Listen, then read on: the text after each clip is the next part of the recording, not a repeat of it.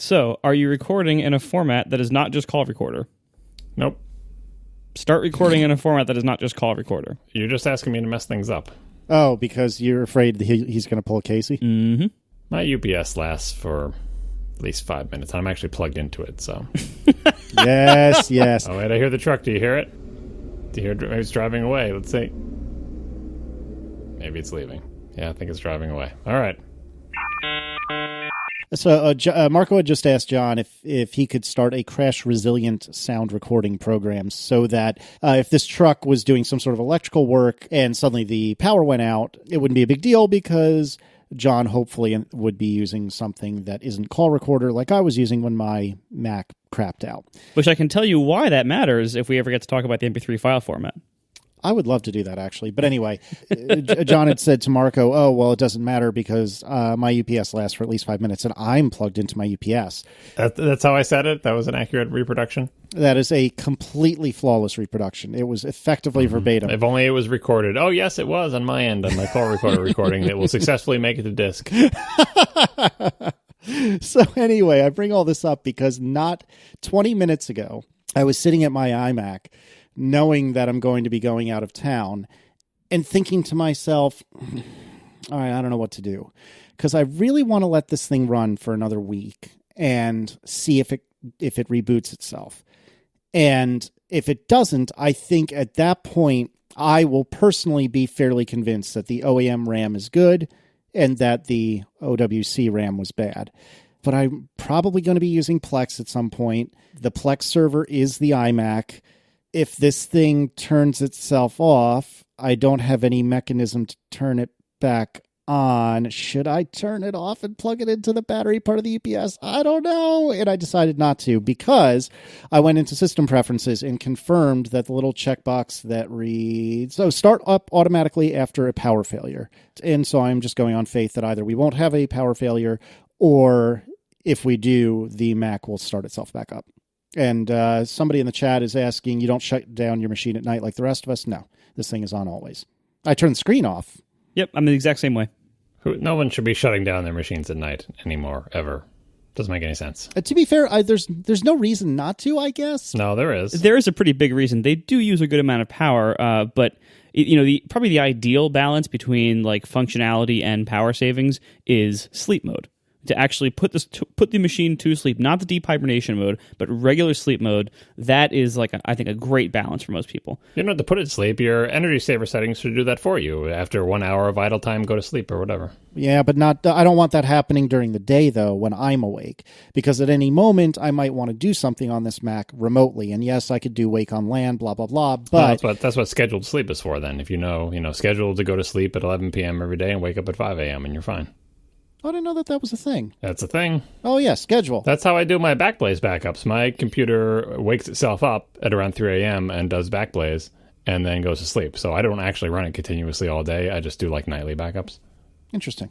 So I assume the wake up is the Mac feature and then Backblaze is something to say put it to sleep when it's done? No, Backblaze has its own independent schedule, which is either run continuously or choose when you want me to run. So I have it's two independent schedules that I just synchronize. Good old cron style. Say the Mac wakes up at 3, or the Mac wakes up at 2:55, and Backblaze starts at 3, and yeah. So every day you're ruining 5 minutes of power usage of your computer. You're just wasting that power.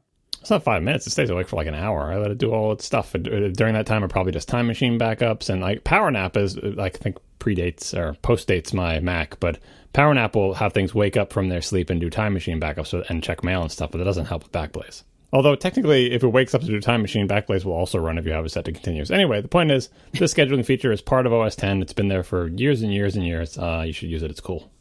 Yeah, I probably should sleep this thing at night, but I just never do. And I say that only because nothing is happening on it while I'm sleeping. I mean, I guess that one of you guys, or maybe like Jason Snell, since he's 3 hours in the past, might be trying to watch something off of my Plex server that I've shared with you guys, but in principle, there's no reason I shouldn't just let the thing sleep at midnight or 1 o'clock or something like that and wake itself back up at 6 or 7 in the morning. Yeah, I mean, you can use that as your own kind of political statement of, you guys should really go to bed. Stop watching Top Gear off my Plex server.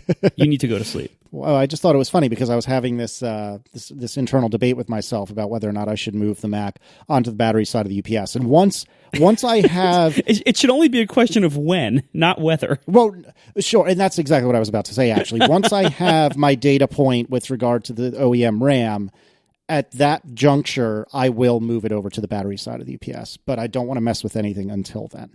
I am still a little concerned that there was that one seeming GPU-related failure, like a day after you put the stock RAM back in. That's like the only thing that's weird about this to me that says like maybe this is a more complex problem. But the fact that it hasn't happened at all in 3 weeks or something, and it was happening about every week, like that's correct. That is a pretty strong, switch over there. So I'm not entirely ready to say it's definitely the RAM, but I'm probably about ready to say you should at least get the RAM swapped. Yeah, and basically, as I've said in the past, all I'm doing right now is trying to get a data point so that I can go to OWC or Mac Sales, whatever the hell they're called, and say, hey, listen, I was having reboots once a week. I put the OEM RAM back in. It ran for blank without a reboot. I'm pretty confident it's the RAM. Can you send me new sticks? And actually, I don't have the individual's name handy, but somebody had sent me a couple of tweets over the last couple of weeks saying that they had similar issues with OWC RAM and ended up returning it, I think. And I presume at this point I'm well out of the return window because I got this computer in January.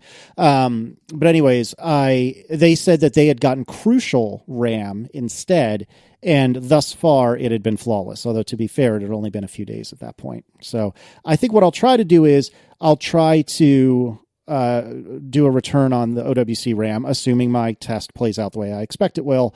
And then if that RAM has similar issues, at that point I'll probably either ask to return it, or I should say an exchange or whatever, and then I'll ask to return it if the new hypothetical RAM has the same issue, and maybe just get Crucial RAM or something like that.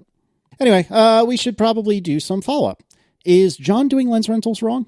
Yeah, I got an email today that said, this is a reminder from lensrental.com. This is a reminder that your rental ended yesterday, and our system indicates that it has not been sent back to us. So I was surprised by this email, because first of all, my rental didn't end yesterday.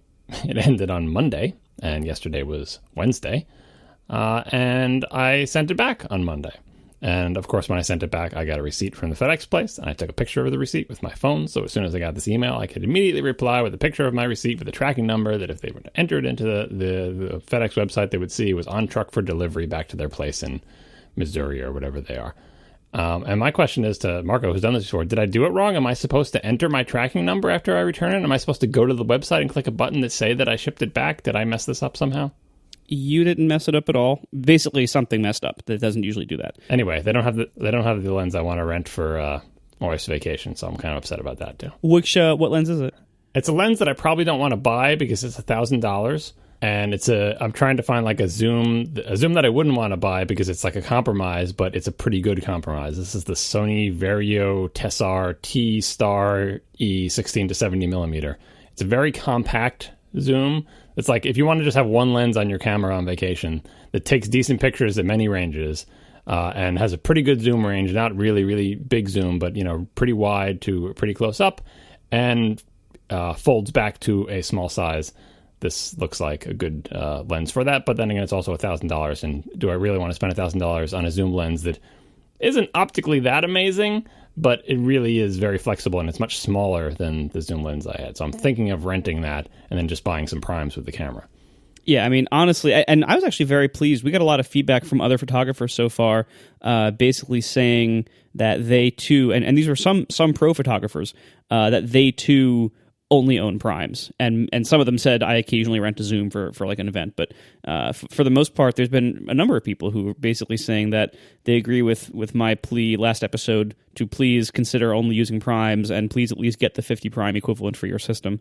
There were actually quite a lot of those. That was very nice to hear. So it does seem like you are looking at that. I neglected to mention last show. If you're not looking at the Sony system, I would also give serious consideration to the Fuji XT line or X Pro line. Like there was the XT1 that a lot of people loved. I believe the XT2 is now out, or at least it's about to be out. The whole Fuji X-Trans sensor thing is kind of cool and has some pretty cool advantages.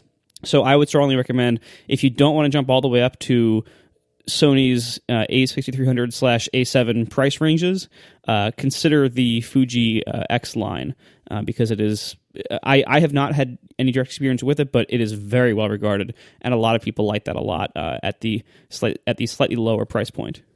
People were trying to talk me to Micro Four Thirds, and I'm totally aware of all these things. I think I've read every single review on DP Review for every 2016 camera at this point, so I'm very aware of the things. And I'm pretty settled on the Sony body. I'm willing to pay the extra money for the extra, and it's a camera that I used. It's a known at this point. I rented it, I used it, I liked it. The Fujis are less expensive, but I don't mind the extra cost for the body, especially when I'm looking at lenses that all cost $1 bazillion. Anyway, still no purchases made, but I'm thinking about it. Also worth pointing out, as one person did that I also neglected to mention last episode, the lenses that I buy are the full frame lenses, the FE line in Sony's parlance. John would not need to buy the FE lenses. He could buy the crop sensor E lenses. And so like the lens you were just mentioning, John, that is not available in full frame. There is no equivalent to that for full frame. I know, that's why it's a good lens. Like, it's perfect for my camera. That's why it's a versatile lens. Well, for my camera, it's like I don't want to pay the amount of money I'd have to pay for a full frame version of the same lens, and I don't want the size that would bring. So here is a lens made specifically for my size sensor that is very compact, that has a good zoom range, that is optically pretty good. Exactly, yeah. So for your needs, I do recommend for most people that they that if they have the budget for one of these Sony A7 series full frame cameras, to step up to it if you can, because the quality difference is immense. However, for what you are using and for your stated needs for zoom lenses, basically for really far-reaching but also small and somewhat affordable zoom lenses, I would not recommend full frame. I think you're making the right move by not going full frame for that particular reason. And it pains me to say that. I would go full frame if the body wasn't so. I would go full frame if the body wasn't so big. Like, I would sacrifice the zoom if the body wasn't so big, and if the body wasn't literally 3 times the cost. Like, it's not a small price jump. I'd pay a couple $100 extra, but $3,500, I'm out. And one thing to consider, if you don't want to go all the way to the $3,000 A7R2, the regular A7 II without the R came out something like 6 to 9 months earlier, and I rented one of those before I decided to wait for and then buy the A7R2. The regular A7 II is not that much more money than the A6300, and it's not quite as advanced in some of the newer stuff, like some of the video features and the focus. I think there aren't as many phase detect focus points on it, I think. And the burst mode thing, and it's bigger. Like, yeah, I know, I looked at it. But the sensor for the A7 II, it is full frame, and I think you can get those things for what, like $1,400 or $1,500. Like, for what they are, they're an incredible value right now, because it's kind of like last year's model that's still for sale. Basically, that is a very good buy if you want full frame but don't want to spend like $3,000 on it. And compared to what was available, like if you wanted full frame before the Sony A series, you had to go for a 5D Mark II, Mark III, and those were like $3,000 cameras. That used to be the only way to get full frame. Like, that was like the entry point for full frame, was these like $3,000 Canon big SLRs. To have something like the Sony A7 series and to have their full frame sensor starting at like $1,500 is amazing for quality photography and for bringing that to people. It's really quite something. Yeah, I'm going to do the Casey prediction now and say, here's what's actually going to happen. I'm going to get this camera. We're going to use it for a few years. The new, whatever replaces your camera is going to come out, and or there's going to be a full-frame camera in a similar form factor to the 6300. And several years after buying this camera and a bunch of lenses, I'm going to sell it all and buy a full-frame mirrorless camera, which may or may not be from Sony. So I know that's going to happen. Like, it's inevitable, but I'm willing to spend the 3 or 4 years now with this small camera as a transitional phase. Yeah, that's totally fair. Honestly, I would bet against that future for you, just because, like... You think I'm too cheap? No, I think... Fair. I mean, that might be a factor here, but I've been talking to you about cameras for like 2 years now, or 3 years now, and you've never wavered on the point of, like, I like good cameras, but I will never buy one that's that nice. I know, because it's a money pit. I know I'm susceptible to this money pit, and my wife made me enter it, and as predicted, once you have one and use it a lot, like, I know myself. I was trying to avoid this particular money pit. Now I'm easing into the money pit. And also, I feel like your camera is still a little bit in transition. I feel like this whole mirrorless revolution is kind of like just getting going here, and I really believe that you could have a decent full frame camera with all of your features in a smaller form factor that has even better performance. I think that is coming. I just have to wait like 5 to 7 years, and I'm willing to wait. And the 6300 was really cool, and I think I'll use that while I wait. I'm not sure it's going to get that much smaller, honestly, because We'll see. like the A7 line before the A7 II, A7R2, the regular A7 line was a little bit smaller. One of the reasons that had to get bigger was the giant in-body stabilizer thing. If you look, there's actually a teardown on iFixit of the A7R2. There really is not a lot of room in there to shrink this thing any further. And also, if they did shrink it further somehow, that would probably mean an even smaller battery, and that's the last thing this thing needs. Like, there's plenty of room for more battery. They need to talk to Apple about scalped batteries or something. There's room for more battery in there. And I'm like, and you can't change them. I'm totally willing to not have the in-body stabilization, like do the 6300, but with a full-frame sensor, but without the stabilization. Like, anyway, I believe in the future of technology, and I believe cameras will get smaller and better, and so I'm willing to wait it out. And even if it doesn't, wait, if you don't want the stabilization, hold on. How much is an A7R? The first A7R. Actually, that's contrast only. You don't want that. But that's the old camera. It was slow burst mode and not as good sensor. Yeah, you don't want contrast autofocus. Never mind. Yeah, exactly. Forget about it. Anyway, but we had enough camera talk. At some point, I'll buy something, and then we'll talk about it some more. Okay. All right, good talk. We got a bit of feedback with regard to QNX, which is that real-time operating system, and Dan Dodge, I believe is the gentleman's name, that was co-founder and is now working at Apple. An anonymous source, well, two different anonymous sources. The first told us that the M5 that Marco had and my 335, both the iDrive systems are running on QNX, and this particular individual also added that there really isn't any requirement for real-time OS for infotainment. It just kind of happens to use QNX. It's kind of like the standard that everybody does. Yeah, I was about to say, and that's apparently fairly popular. And furthermore, from what I understand, the CarPlay features that are in a lot of modern cars, that's a lot of that support happens at the QNX like OS level, even before like the iDrive tier, if you will, or level in the software. And then a different anonymous source wrote us a really fascinating email, which I'd love to read the whole thing, but I presume John has called out a couple of parts that I'll read to you. The biggest performance problem in car UIs is usually the embedded chipset used. Our system has to work on 10 plus chipsets by different manufacturers. Car companies save every cent on their chipset. The fact that some cars built today still have less than 128 megs RAM, although RAM costs almost nothing, shows that perfectly.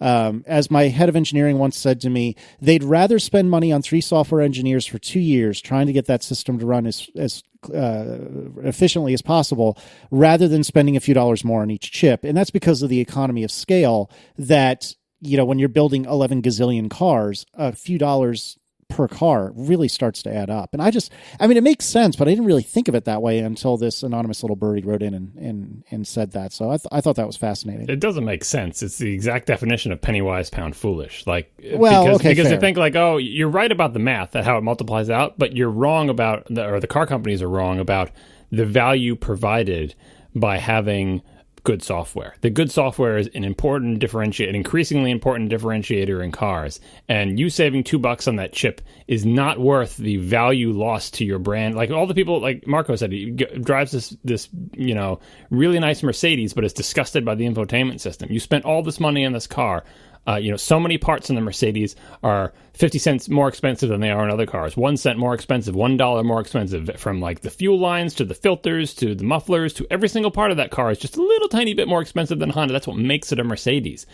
The software you can't treat like, oh, well, we're only going to put 120 megs RAM because doubling the RAM would cost 3 extra cents. And instead, we're going to spend, have 3 engineers work on this and to jam the software into this tiny little chipset with a small amount of RAM because, hey, it's cheaper. Do the math. It is cheaper, but you're making your product worse in a way that is way out of proportion to the money that you save.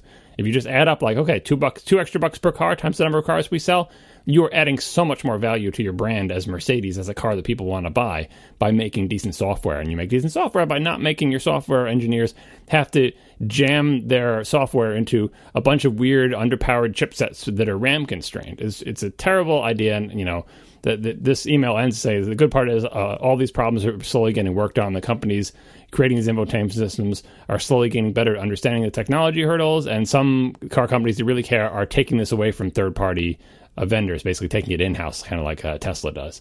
So they're getting better about this, but the mindset is like totally wrong. And, we're totally not blaming the people who make these infotainment systems because, as this person said, they have to write this thing. It has to work on these terrible washing machine chipsets that are in these cars because they're cheap. And of course they're terrible. And by the way, the infotainment system on QNX thing, that was in response to the last episode we were talking about QNX, and it's like, well, you don't need a real-time operating system for the infotainment. You need it for like the self-driving car, the automatic stopping system that prevents you from hitting pedestrians, and other things that are critical that need to be in real time. But QNX is also a reliable, popular embedded operating system, so I guess they just use it for the infotainment systems too. Maybe they're not even using the real-time features. Like, this was my question, like, what is it about the infotainment system that needs real time? And the answer is nothing. It's just, it's a good embedded operating system that automotive engineers are familiar with, that runs runs on those washing machine chips with a tiny amount of RAM. So there you have it. I should also point out that I had to reboot my car today. How do you do that? It happens. You hold down a key combination, right? Yes. And I should point out, too, this is the third time I've had to do this and since owning the car for 3 months. You should really look at the RAM, Marco. I hear that's troubling these days. Yeah, so... Wait, so what was the symptom? So the first time I had to reboot it, so there's two screens. There's the screen where like the speedometer is like right in front of you on the little little dash console thing, and then there's the giant touch screen in the middle. Mm-hmm. And those are actually running like two different computers, or like the one in front of the driver is kind of like a sub interface that remotely controls the main one in the center, and the main one in the center also controls all the HVAC stuff, all the media stuff, and a bunch of other things that are not driving but are a lot of other accessory features of the interior. So I went out one afternoon, and the driver facing one said, "There's a problem with your center console, call service." I hate talking on the phone, so rather than calling customer service, I just searched the web for like this error message and found like some forums, posts, and everything saying like, "Oh, just reboot it." And then it took me another 10 minutes to figure out how the heck do you reboot it. And the way you reboot it is like the steering wheel has a little like jog wheel on each side, like by the buttons, like for the controls. And if you click in both of those jog wheels and hold them in for like 5 seconds, the center screen reboots. Interesting. So I did that. It fixed the problem. It came back up. It takes like 20, 30 seconds to reboot. Came back up. It was fine. And then I did it willingly about a month ago because the navigation, when it highlights the road you're supposed to drive on with a blue overlay, sometimes if you zoom or pan or otherwise cause the map to redraw, sometimes the blue overlay stops drawing reliably. It'll either omit sections or it'll just not draw at all. And it looks like it's maybe like running out of texture memory or something, and so like the texture is just not being painted right or something.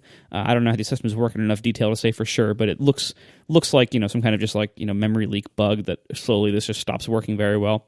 And actually, when I had the service loaner, when I got my windshield replaced, that car had that same symptom where it just wasn't drawing the overlay right. So I know it's not just my car. I just didn't know how to fix it in the service loaner, but now I do. You just reboot it, and it's immediately better.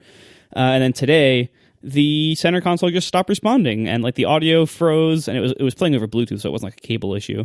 And yeah, so I was like driving at the time, so I'm like, well, I hope it doesn't do anything weird. So I was stopped at traffic lights. I'm like, all right, good time. Hold them in, reboot. It was fine. Like came back up again, totally fine.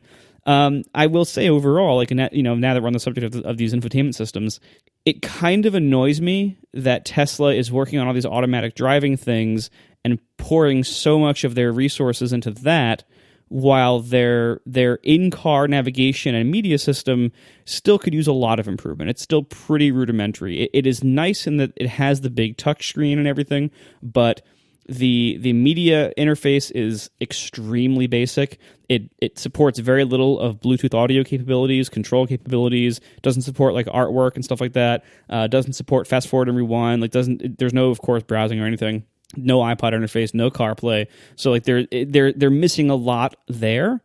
And then the navigation is also very rudimentary. You can't set waypoints. You can't say, all right, well, drive here to here, but use this highway, or drive here to here, but stop here in the middle. You can't do that. You have to just make separate trips.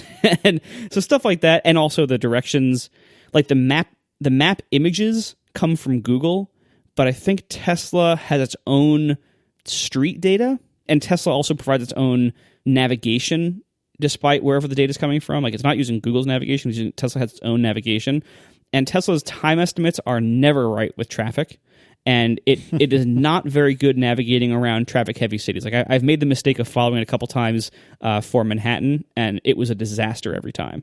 And like, it was not that driving in Manhattan had to be a disaster. It just made really bad choices, and I followed them. And then I would look over and if I would have just stayed on the highway one more exit, I would have bypassed all of this. That took me 40 minutes. So overall, Tesla's head unit the navigation system is, it's good. I love having the big screen. However, I wish they'd put more resources into that, because it seems like they haven't really touched that in a long time. And for them to be putting all this amazing effort into cool AI features and stuff, that's nice. If you look at the big picture, like if these things end up saving lives, that's awesome, and that is more important. But at the same time, as a customer of their car, I do wish the system was better. And it is kind of weird that such a tech-forward company has kind of dropped the ball on the basic features of their technology in the car facing the user. Also, the touchscreen is just really sluggish. Like, navigating the map is very, very low frame rate. It's kind of like navigating like Google Maps on like a Pentium 3. Like, it's not like using an iPad. Like, it's not at all like that. It's very sluggish, and there's all this latency in the interface, and you do kind of expect more from a car of that caliber. So, features aside, getting back to the rebooting your car and stuff, you kind of, well, I don't know, it's hard to separate it from the features when talking about this, but I think a lot of regular people have this feeling, and it's easy for us to slip into it too, is like, when things were simpler and didn't have as much computer stuff, they were more reliable because there were fewer things that can go wrong. And as soon as they started adding software to their stuff, like when we talked about this with Smart TV, that old Smart TV post I had from CES, so worst products through software, they had all this software, and it just makes the thing less reliable and more annoying to use. And you're speaking of it in terms of the basics, like they've added a bunch of software to the car, which is good, and they're better at it than a lot of other people, but on the other hand, it's also less reliable. In my terrible, terrible infotainment, if you want to even call it that, system on my Honda Accord, I've never had to reboot it, but it's just terrible all the time. So that's kind of like in the in-between phase where everything is not as simple as it used to be, like on my wife's Accord that has no infotainment screen at all. That was, it's simple, fixed function, everything implemented in hardware with, some very rudimentary firmware, you would even call it. No sort of general purpose touchscreen menu system software, like nothing like that. There's a bunch of CPUs in there, there's a bunch of memory, but they're all basically like little embedded systems. That's like as far as the car industry can go along the lines of like everything is super reliable. And as we all know as programmers, but it's sometimes easy to forget as consumers, as soon as you make real live software like a GUI, you can't make it the same way as an embedded system. You have to have a GUI framework and an API and regular application development for human interaction, as opposed to this is custom software for this little chip that controls the radio. And instead of, it's not like the more you start making a platform, the more you start making what we know as like a PC style platform, or you build applications on top of it where you're farther away from that ideal embedded system that just has like a ROM or something and you just get all the bugs out of it and you get it right. Or if there are bugs, they're sort of known bugs. Where once you start having real live software, there's nothing so far that we as humans have been able to figure out how to do to make that software as reliable as the thing without software, without sacrificing huge things like just, okay, it will, we'll do space probe reliability metrics, but it will take us years and years to write a very small amount of code, and the limitations are so onerous that no one would ever want to do anything in that way. Unless you're writing a space probe, in which case you have no choice, right? But cars are not space probes. The cost-benefit ratios are different. So bottom line is, once you add software to cars, you have to reboot your car. Like, essentially, that is inevitable we do want software to be added to our cars because we think it's a better user interface and they can do a lot of stuff, but you will have to reboot your car. Like, there's no, like, if only you had tried harder, Tesla, then Marco wouldn't have had to reboot his car. Like, there's a sliding scale of quality, but a car with software is never going to be as reliable as the car with a hardware radio, because the hardware radio either works or it doesn't, and when it stops working, you throw it out and you put in a new hardware radio, and for the life of that hardware radio, it doesn't change, there's no firmware updates, there's no software being sent to it, and it's doing so much less. It's doing so much less than Marco's thing. It's like pulling images and doing GPS and navigating and talking to you and putting images up on the screen. It's doing so much less. Like, it's not as if, there's magic sauce. When you do more stuff, it's more complicated. Software has bugs. The more software you have, the more bugs you have. And until we get, like, a sort of emergent AI to write and fix our software for us, that seems to be the way of things probably for most of our life. So we should just kind of get used to this. Now, the features discussion, I think, is a separate issue, which Mark was saying, like, you're going to have bugs, you have a lot of software, spend more of your time here instead of less of your time there. And we say the same thing about Apple, especially on the Mac. Like, if you're not, don't try to look for the next big feature to add. Why don't you just make all the features that are already there much more reliable? And that definitely is possible, and it is something Tesla should be doing. But whenever I feel like high and mighty about the fact that I never had to reboot my Accord, I realize it's only because it doesn't really have as much software and features as Marco's car does. And as soon as it does, it's going to be just as bad. And we as programmers understand why that happens, because software without bugs doesn't exist. And more software, more bugs. I see what you did there. Wow. Is that depressing? I don't know. But that's the way of things. I feel like we should understand that better than anyone, because we do it for a living and we know what it's really like. We are sponsored tonight by Hover. Go to hover.com, which is the best way to buy and manage domain names, and use coupon code RIPTIVO for 10% off your first purchase. Now, finding a perfect domain name is ridiculously easy with Hover. So when you have a great idea for your blog or store or a new startup you want to do, start with a great domain name, and then you can just move on. And the great thing is with Hover, it's incredibly easy to set up your domain name with the most popular website hosts and website builders. They have a new feature called Hover Connect. Lets you set up your domain automatically with tons of popular providers in just a few clicks. So you don't have to dig through help articles, trying to figure out all the DNS settings and everything, trying to get your domain working with your web host. Hover has so many of them built in. Chances are you don't have to do very much at all. Only a few clicks. And if you need any help, Hover has amazing customer support. You can of course email them and everything else. You can also call them on the phone. If you call them on the phone during business hours, an actual human being picks up the phone. No hold, no wait, and no transfers. That human being who picks up the phone is able to help you with whatever questions you have. No annoying phone trees or voice menus or touchtone menus or transferring you between a whole bunch of people trying to find the right person. No hold, no wait, no transfer. Amazing phone support if you need it at Hover. So check it out today. Go to hover.com when you want to find a domain name for your idea. This week, use promo code RIPTIVO at checkout. That's RIPTIVO to save 10% off your first purchase. Thank you very much to Hover for sponsoring our show.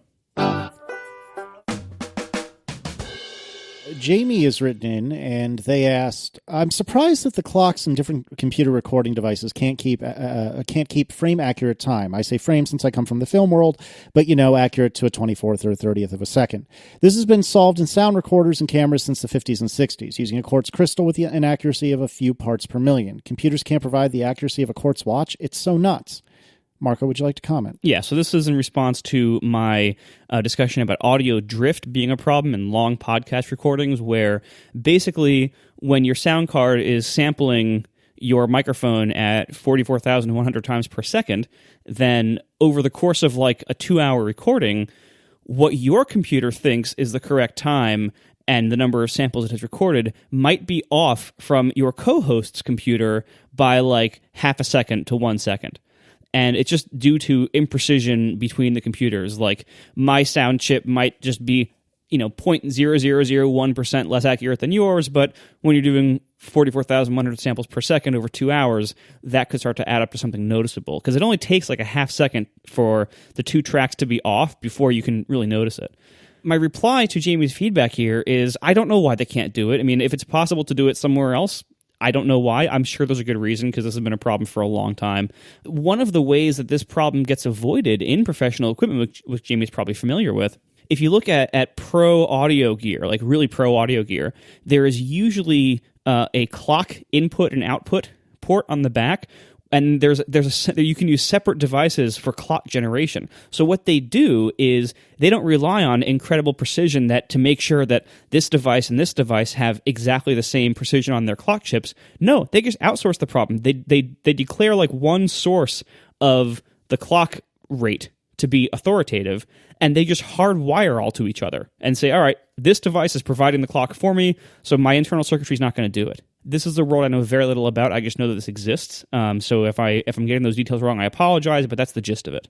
That is how that world deals with it. It's not by getting incredibly precise components. It's simply by outsourcing the problem to one device and saying, okay, you're the master of the clock.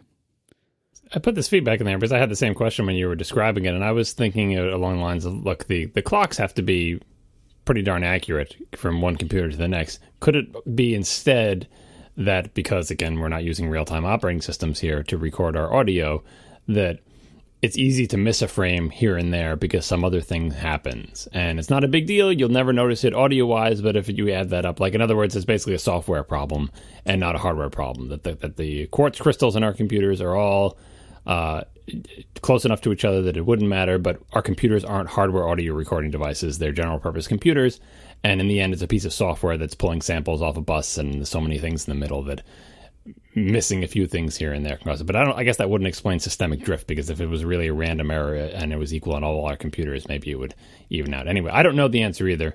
Your theory sounds reasonable, but I have the same questions about, like, look, quartz crystals should be accurate and matching. But then again, I didn't know about this whole thing of having a clock being fed into multiple audio components, so I don't know what to think. So if you are an audio person who does audio on computers and you know the definitive answer, please write in and tell us. Yeah, that'd be great. Also, for whatever it's worth, I've always noticed that laptops have way more drift than desktops.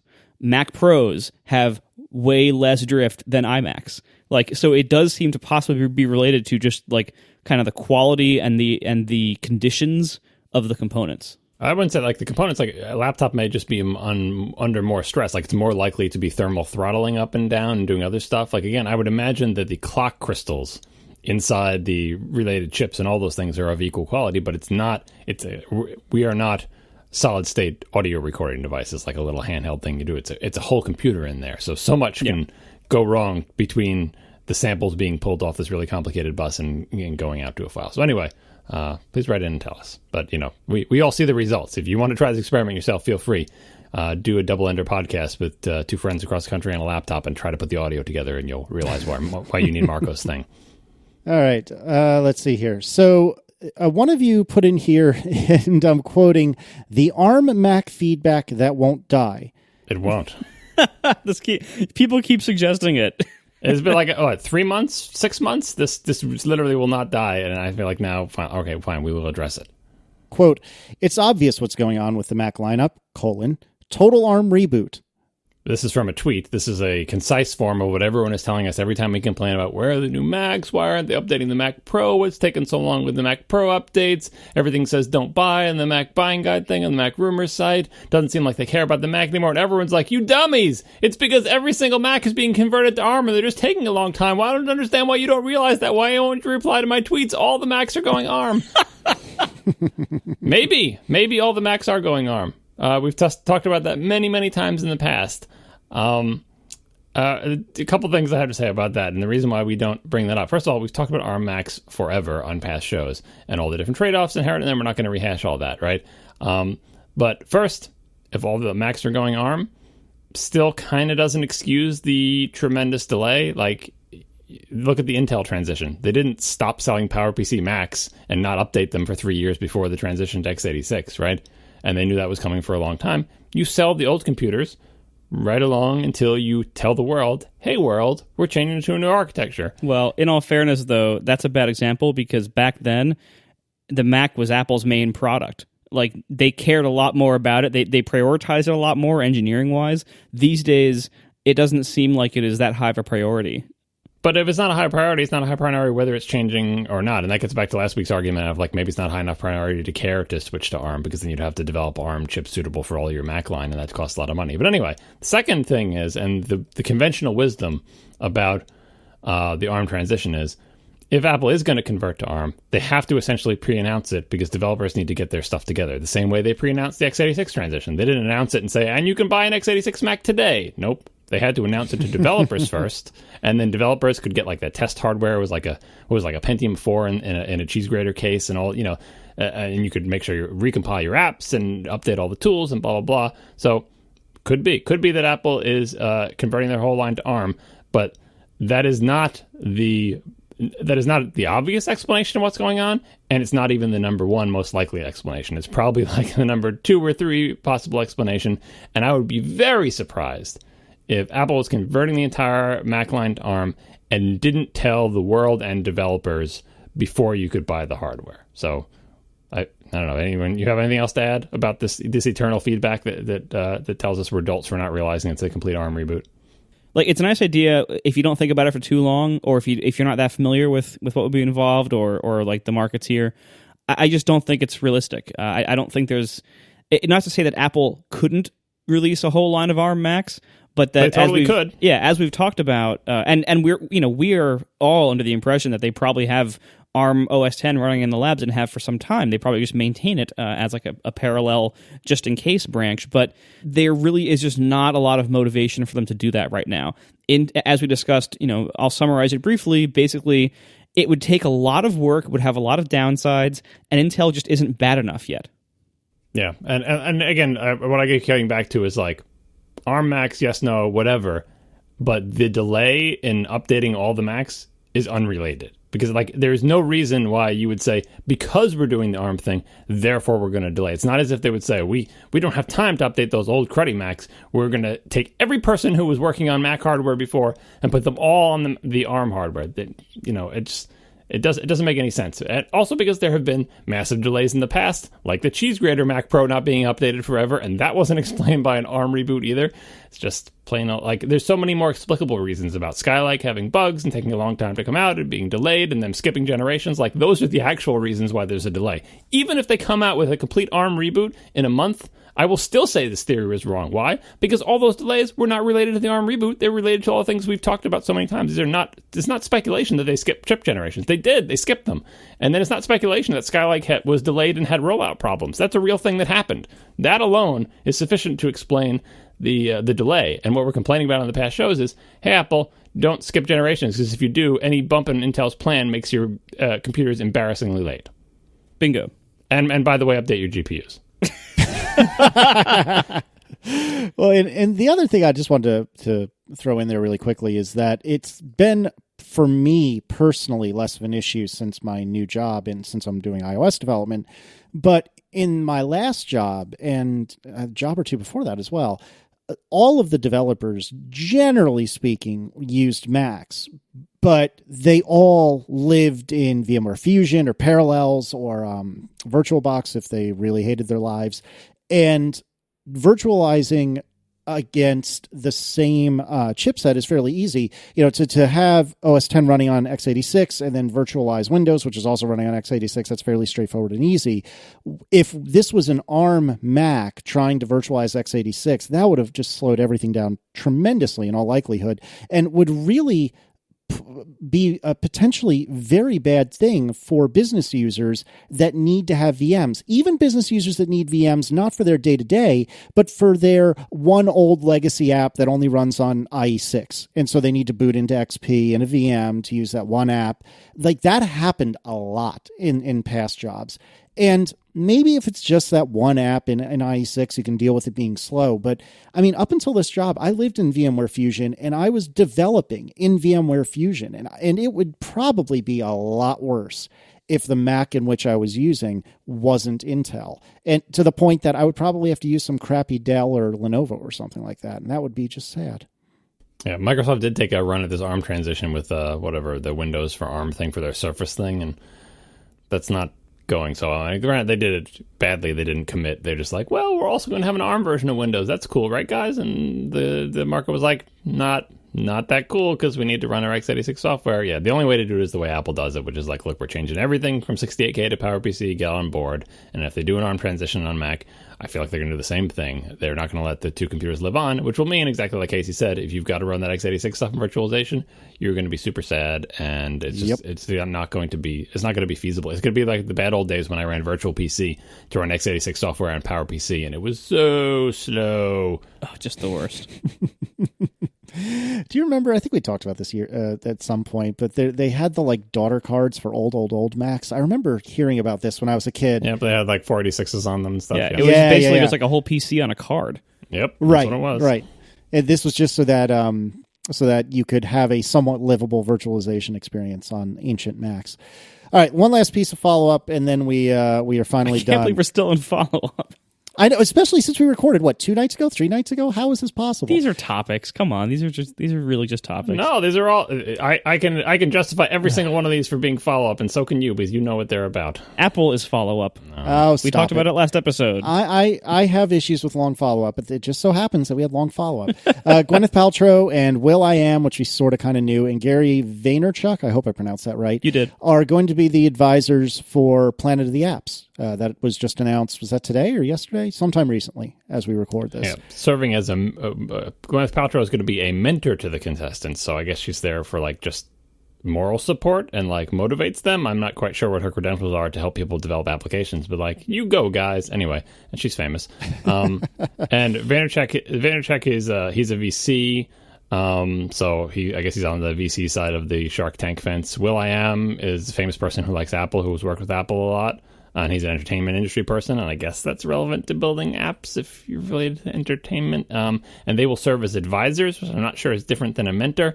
Anyway, if you're wondering who they're going to get to be on the show, Vaynerchuk, I could have, like, that's right up the middle of what I would expecting, like VCs who want to promote themselves in their VC-ness. Well, Vaynerchuk is not quite really a VC. He does his own stuff. He's like a business consultant. He came up through Wine Library TV, and then like came up and developed kind of this like promotional company with like a bunch of his own media projects. And he's basically a media personality and a business speaker and business consultant and everything. Did he do Corked with Dan Benjamin, or was that a different guy? No, that's Dan Cederholm, I believe. But right, yeah, okay. But no, Gary Vaynerchuk, he got famous by having this really quite amazing, very early video series. I don't even know if it was on YouTube. I think it was on YouTube, but I'm not positive.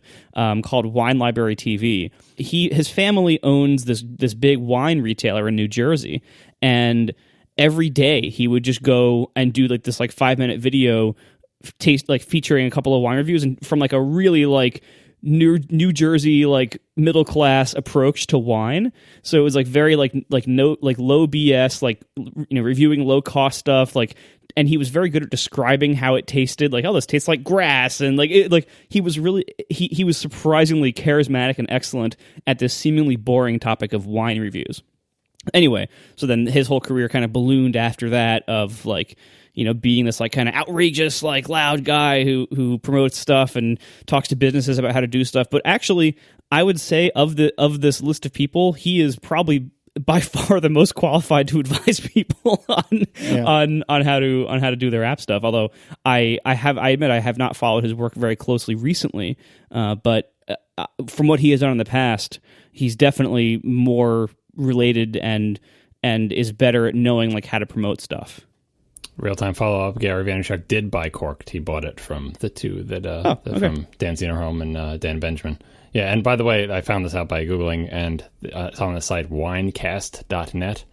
Brief aside, if we could all go to winecast.net, everybody, and look at the logo in the upper left-hand corner. Do not make your logo look like a condom. Oh wow. Goodness gracious. That's with no good. a tiny little sperm crawling its way. Bad job, Winecast. I'm also seeing a PHP warning being emitted into the page on top. Do you see that? MySQL Gnome Fields expects parameter 1 to be a resource. Boolean given. Wow. That's fine. Anyway. Bad logo. All right. So it's Gary Vaynerchuk. Will.i.am, who I believe we had already known was involved with this from a producer standpoint or something, or advisor or something like that. Yeah. And like you said, Gwyneth Paltrow. So I don't know. I mean, I don't think this is really meant for us. And we talked about this a lot in the past. We don't need to go into this too much, but I don't think this is a show meant for us. I think it's, in theory, a show meant for people who are not really in the industry. But I'm curious to see it. I will certainly watch, just like, the new Top Gear. I will watch an episode or two, and assuming it's not Apple Music, so I guess maybe I can't because I don't subscribe to Apple Music. But anyway, if I can, I will. You can watch it off my Plex server. Yeah, right. if I can, I will watch an episode or two, and I suspect it will not be very good. But you don't know until you try. So we'll see what happens. Yeah, I'll watch it for Gary V. I like him, so I will gladly watch it for him. Fair enough. All right. At this point, I think we are officially out of follow-up. So what else is awesome these days? Whew. Yeah, we need a break and a cigarette. No, I don't smoke. None of us do. Come on. I can see John like sneaking under the under the deck or something. Smoking is about the least likely thing you'll ever see me doing. I know. If any of the three of us had a secret smoking habit, John would be by far the most amusing one to have that habit. Oh goodness! Just smoking out like under the tree that drops the acorns, hitting him every so often. Like, oh. I told you the tree's defeated for the most part. All the limbs are cut off. One questionable limb when I look up might still be in line of sight, but a lot of that tree is all gone now. So okay, we've solved that problem. That's now why you can get your Ferrari for my wife's new Accord. Not safe for a Ferrari because you don't want to leave that outside in the winter, and you don't want to squeeze it into my garage. Okay. We're also sponsored this week by Harry's. Go to harrys.com/ATP to get $5 off your first purchase. You know how razor companies keep putting out new models and raising their already high prices? Well, Harry's does not believe in upcharging. They just made a bunch of improvements to their razors, and they're keeping prices exactly the same. So it's still just $2 per blade cartridge compared to $4 or more you will pay for the big brands at the drugstore. So Harry's 5-blade razors now, with these new improvements, now include, they still have the same 5 blades. They now have a softer flex hinge for a more comfortable glide. They have a trimmer blade for hard-to-reach places. They have a lubricating strip on one side, and a textured handle for more control when it's wet. So it has like a rubber grip on the handle now. So Harry's was founded by two friends to offer people a great shave at a fair price. These razors, they market them mostly towards men. However, we hear from lots of women. These are really unisex razors, and women use them too, and they are great for both. Now, quality is 100% guaranteed. If you don't love your shave, Harry's will fully refund your money.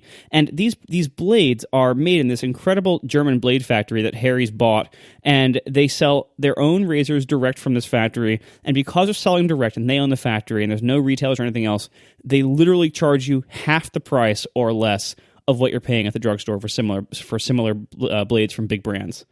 So get the starter set today. The Harry starter set is an amazing deal. You get a weighted razor handle of your choice, moisturizing shave cream, 3 precision-engineered 5-blade cartridges, and a travel cover, all for just $15. And that's $15 is the regular price. But again, if you go to harrys.com/ATP, you will get $5 off your first purchase. So that means you could get the starter kit for just $10. So that would be $10 to cover handle, shaving cream, and 3 blade cartridges. That's incredible. That's an incredible deal. So right now, go to harrys.com/ATP to claim that deal. That's harrys.com/ATP. Thanks a lot. There's a rumor that Apple has pivoted their brand and is going to be taking a different approach to the Apple TV, as in like the set top, the television set sort of thing. Again.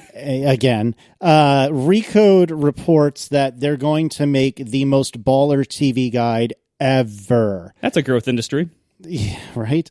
And I guess the plan is to be able to let you search, and no matter where the thing you're looking for may be it paid or not or whatever, it will figure out a way to get it to you, presumably through your existing accounts at like Netflix or whatever, which I think it can do already, but also perhaps by partnerships with some of the traditional TV folks, like maybe ABC or CBS or something like that.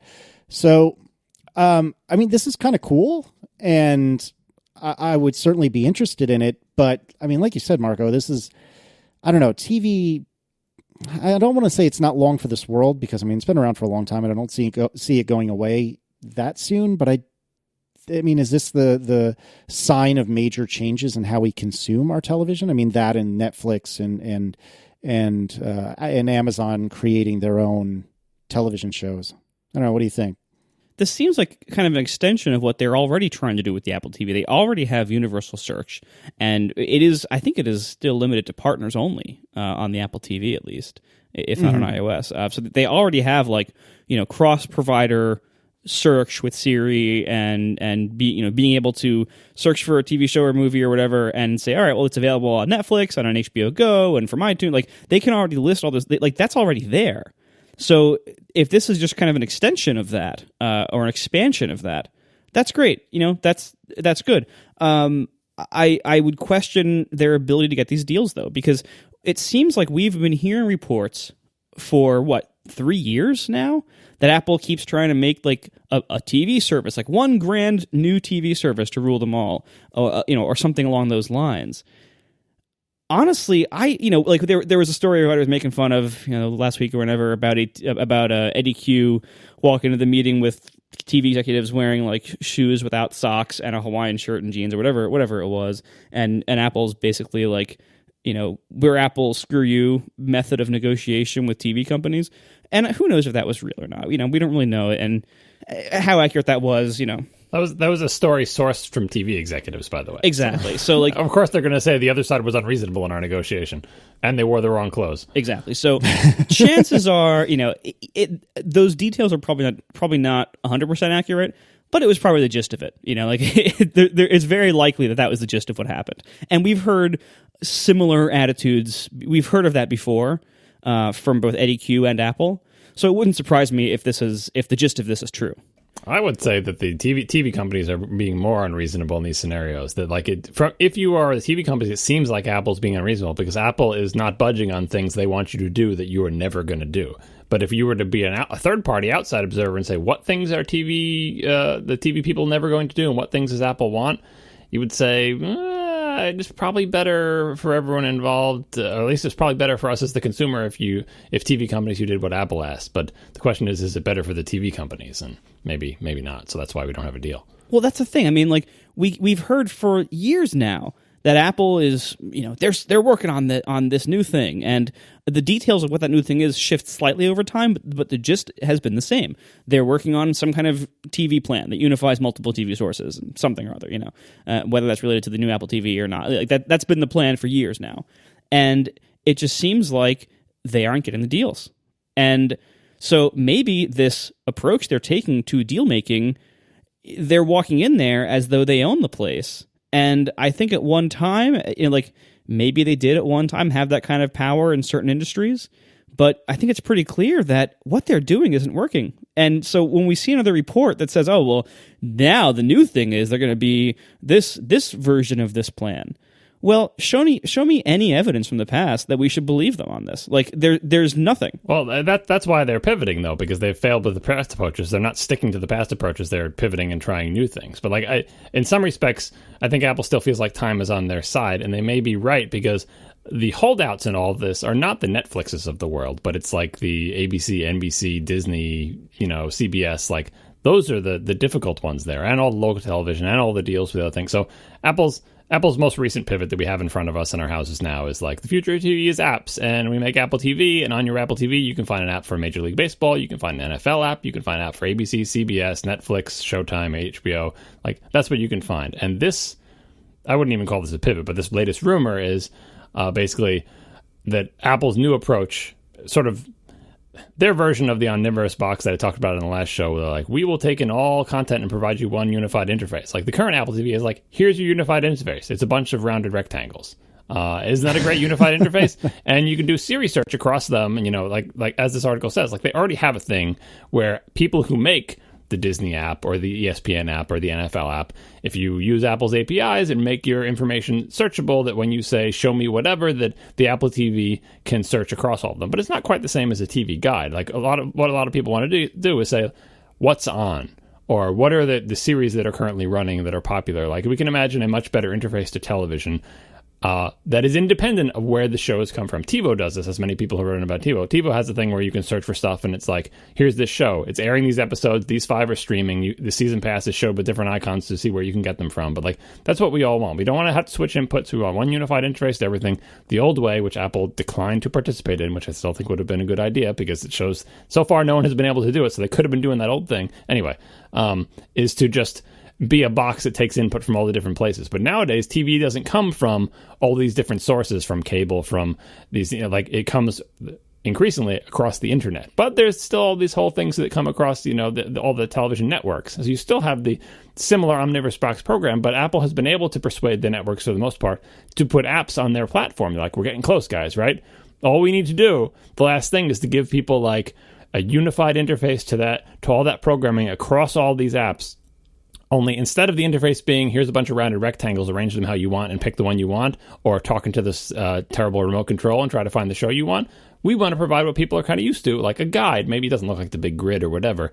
And we will be the face of television to people in the same way that TiVo is the face of television to anyone who had TiVo, especially the days before streaming services. But even with the streaming services, it's kind of worse because you got to go find the client. But anyway, Apple wants to be the face of television. The one unified interface, the one box, you never change inputs. It's always on Apple TV. You can watch whatever you want. To do that, they need to make deals. The deals are not happening because most of the deals are probably not in the interest of the networks. And you can imagine if you're the network, like, if your only interest was, we are the network, we want to survive as a thing that can extract money, I think there's a lot of problems with that long term anyway. But it would say never give up the primacy of, never give up the interface to television to Apple. Like, don't let them be the face of television. They are just decreasing your value, making you just one more source of content. And then the only value you have is your ability to produce quality content that people want to watch. And network television, for the most part, is terrified of that because historically they have not been really good at that. And it's only because of the legacy of the fact that they have these certain frequencies in the airwaves that they're ABC, NBC, CBS, and, Fox or whatever. And although Fox arguably got its place by having quality content, they're being outcompeted by HBO and Netflix and Amazon, for crying out loud, in some cases, in the, hey, can we make interesting content that people want to watch? If that's the only competition, if it's like Apple's the interface and the programs come from these services that you pay for, and you pay for the service that has the shows you want, the networks are like, ooh, people are going to pay to watch NCIS : some other word? Those people are really old and they're dying, and everyone else is watching Game of Thrones on streaming services. And so, of course, they're terrified of that future. But in the meantime, that basically means that Apple's strategy of, like, we are the unified interface to all your television is a no-go, because there's still enough television, particularly live television, local news, and sports, that is tied up behind owners and contracts for companies that don't want to be basically disenfranchised. So I don't know if this latest strategy of Apple is, I guess it's better than the old ones, and at least you can do something, but I don't know if it's ever going to work. And I think the whole, like, well, fine, we don't have a deal, that Apple's trying to wait them out. It's like, look, we don't have to do anything, network television and everything. Netflix and HBO and Showtime and Amazon and AMC and all these other cable companies are nibbling, coming at you from all sides. They're making better content. There's more of them. People are willing to pay for their services, whereas they're only willing to pay for you as part of a bundle. You get to be over the air, but that, like, all this legacy stuff, like, we'll just wait you out. And so I feel like Apple is walking away from the table with their flip-flops and a Hawaiian shirt and saying, all right, well, we tried. We made another run at it this time, but time is on our side. For every year you refuse to do a deal with us, your competitors make you less and less relevant. And when the generation of kids that's born today grows up, they're not going to care what the hell you are, and all their shows are going to be on other networks. And once that happens, we have good relationships with the Netflixes of the world, and they're already on our app platform, and we just need to make a really good app platform. They haven't quite done that yet, but in the meantime, we will just keep sliding that terrible remote around our rectangles and being careful not to ever touch it while watching TV. Don't touch it. You'll mess everything up. Honestly, do you think this is more about UI control or more about just money? If I had to take a guess, I don't think the TV execs give two craps about the UI. I think it all comes down to money.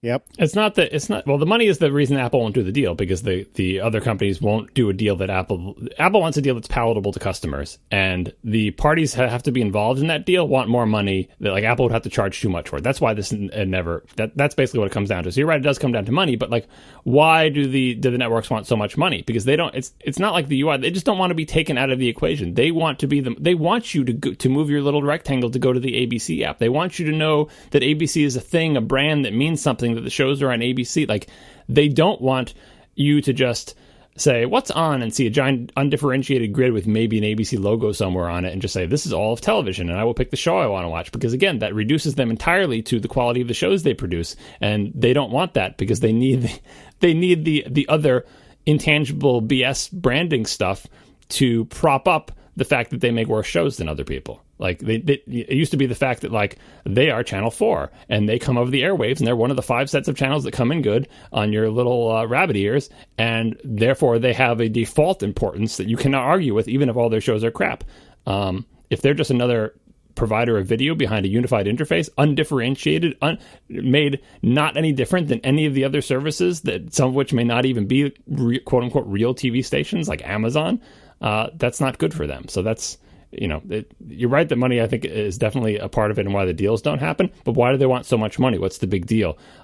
Because if they're going to give up that role, they want to be paid for it handsomely because, they're CBS or whatever. I feel like this is AT&T and the iPhone, or Singular at the time, and the iPhone all over again. It's not exactly analogous because I think, to my recollection, AT&T or Singular at the time was really not doing terribly well, and Verizon was just eating their lunch. And I think they were kind of on the ropes and knew it. And to their credit, they had the wherewithal to know that they were on the ropes and make this really onerous deal with Apple from their perspective. But it ended up paying out for them big time. And I can't help but wonder who's going to be the Singular of the big American TV channels, the Fox, the ABC, the CBS, and NBC. Who's going to be the first one of them to say uncle and make a deal? And will that be better that way? Will it be worse? Will they end up becoming more popular and rolling in cash, or are they just going to be hastening their own demise? Well, and the difference here is, like, you only need one cell carrier. Yeah, exactly. Like, once you got the cell carrier, now you have an iPhone as a product. But until you get them all, it's kind of like the music labels. If the iTunes Music Store had rolled out with some of the labels but not other ones, it's tough. And honestly, like, we have not seen Apple score a lot of great content deals in recent years. I really do question whether. I don't, obviously, anything we hear about these deals is always like rumor and speculation and everything, because they're not going to go talk about how they went or anything. But it just seems like what Apple's negotiating position might just be wrong, or possibly too arrogant, or asking too much, or whatever the conditions are. Well, it depends if you think time is on their side. If you think time is on their side, it's like the longer we wait, the next time we come to the table, we will be even stronger, because you will have been weakened by your internet native competitors. And I think that's been true. Every time that Apple has gone back to the table, they have been in a stronger position, because the networks have been in a weaker position, not because of anything Apple did, but because of what the competitors to the networks have done. So I think, you may argue if they don't make a deal, then someone else will come and sweep this way. But they are developing the Apple TV. It is improving, unlike some other products they might have, where the Apple TV was in a drought and now it's sort of on the track again. It's just a question of whether someone else is going to get there first. But nobody, as far as I'm aware, nobody has deals with all these networks, because of the iTunes thing. Everyone is scared to be like, as an industry, we can't all sign a deal with one company because that takes away too much power. So let's all just bargain individually with each thing. Like Hulu is, I forget who's behind Hulu. Is that NBC or Comcast? Cabletown, whatever. It's balkanized because everyone's afraid to give one technology company too much power. But I don't know. I'm kind of in favor of not doing a deal that is unfavorable, because if they do that deal, financially speaking, they'd have to take a loss on every subscription, or they would have to make it too expensive and it would be unappealing. They have to undercut cable is what they have to do. They have to be able to offer a thing that's this is like cable, but either cheaper and way better, or way better and around the same price. They can't say this is like cable, but 25% more, but hey, there's a bunch of good features, because no one's going to go for that. All right. So Apple today has announced or let slip. I'm not entirely clear what happened here, but announced. Oh, it was announced. Okay, because I saw a tweet fly by of somebody taking like a picture of a slide at some conference or something like that, and so I wasn't sure if this like leaked or if it was formally announced.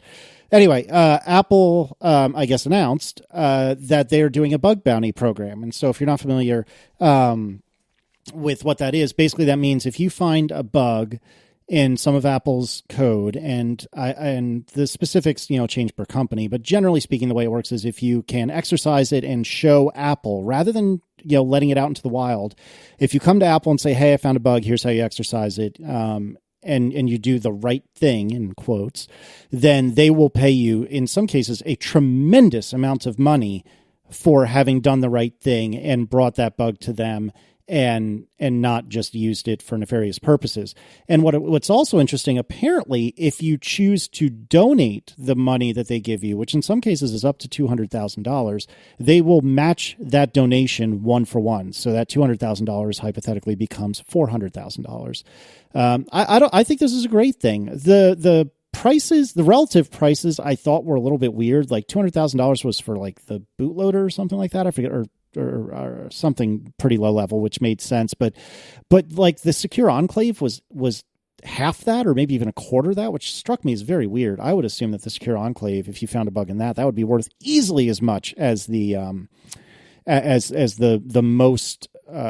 highest reward, easily worth $200,000. You have to price them not just how valuable it is to find the vulnerability, but how difficult, which translates to how many vulnerabilities you think people will find. So it's kind of depressing where you're like, what is it? Sandboxing vulnerabilities is only $25,000. Sandboxing vulnerabilities are serious, but I think Apple thinks there's probably a lot of them, and they're probably not as hard to find as boot ROM vulnerabilities. So it's a balancing act of like, how do you price these things? You can't just price them on how important they are if you're kind of afraid that you have like tons of sandboxing bugs, because you will, if it's $200,000 each and you get 300 of them, that starts to add up. Even Apple doesn't like to just give away money, but the charity thing is a total Apple move to kind of like guilt you into not keeping the money yourself by spending even more of their own money. This has been, I think we had something way down the show notes that someone can find and delete later about, the problem with Apple is that they don't have bug bounty programs. Every other company has bug bounty programs. And so people find bugs in Apple stuff, and it's more valuable for the people who find the bugs to like sell it to jailbreak people or use it for malware than it is to go to Apple, because from Apple you get nothing. You don't even get like a thank you. Like you just throw it into a black hole and they don't fix it for a year, and then you fret about whether you feel the white hat people are like, I sent you this bug, Apple, for free. It's super serious. I have a suspicion that I'm not the only person in the world who knows it. I haven't told anybody, but if I know it, that probably means the bad guys know it too. And it's been 6 months since I reported it to you, and I've heard nothing. If I don't hear from you soon, I'm going to tell the world, hey guys, you all have a phone that's vulnerable to this exploit, and chances are good the bad guys already know about it. And then Apple gets cranky about that, or why are you disclosing? And then the people are like, well, why don't you fix the damn bug? People have vulnerable phones. And anyway, the bug bounty program adjusts the incentives to make things nicer. They have an incentive to give it to Apple. Apple has an incentive to do something about it, I suppose. And they, it's more likely, it makes it more valuable that even the bad guys will say, I found this exploit.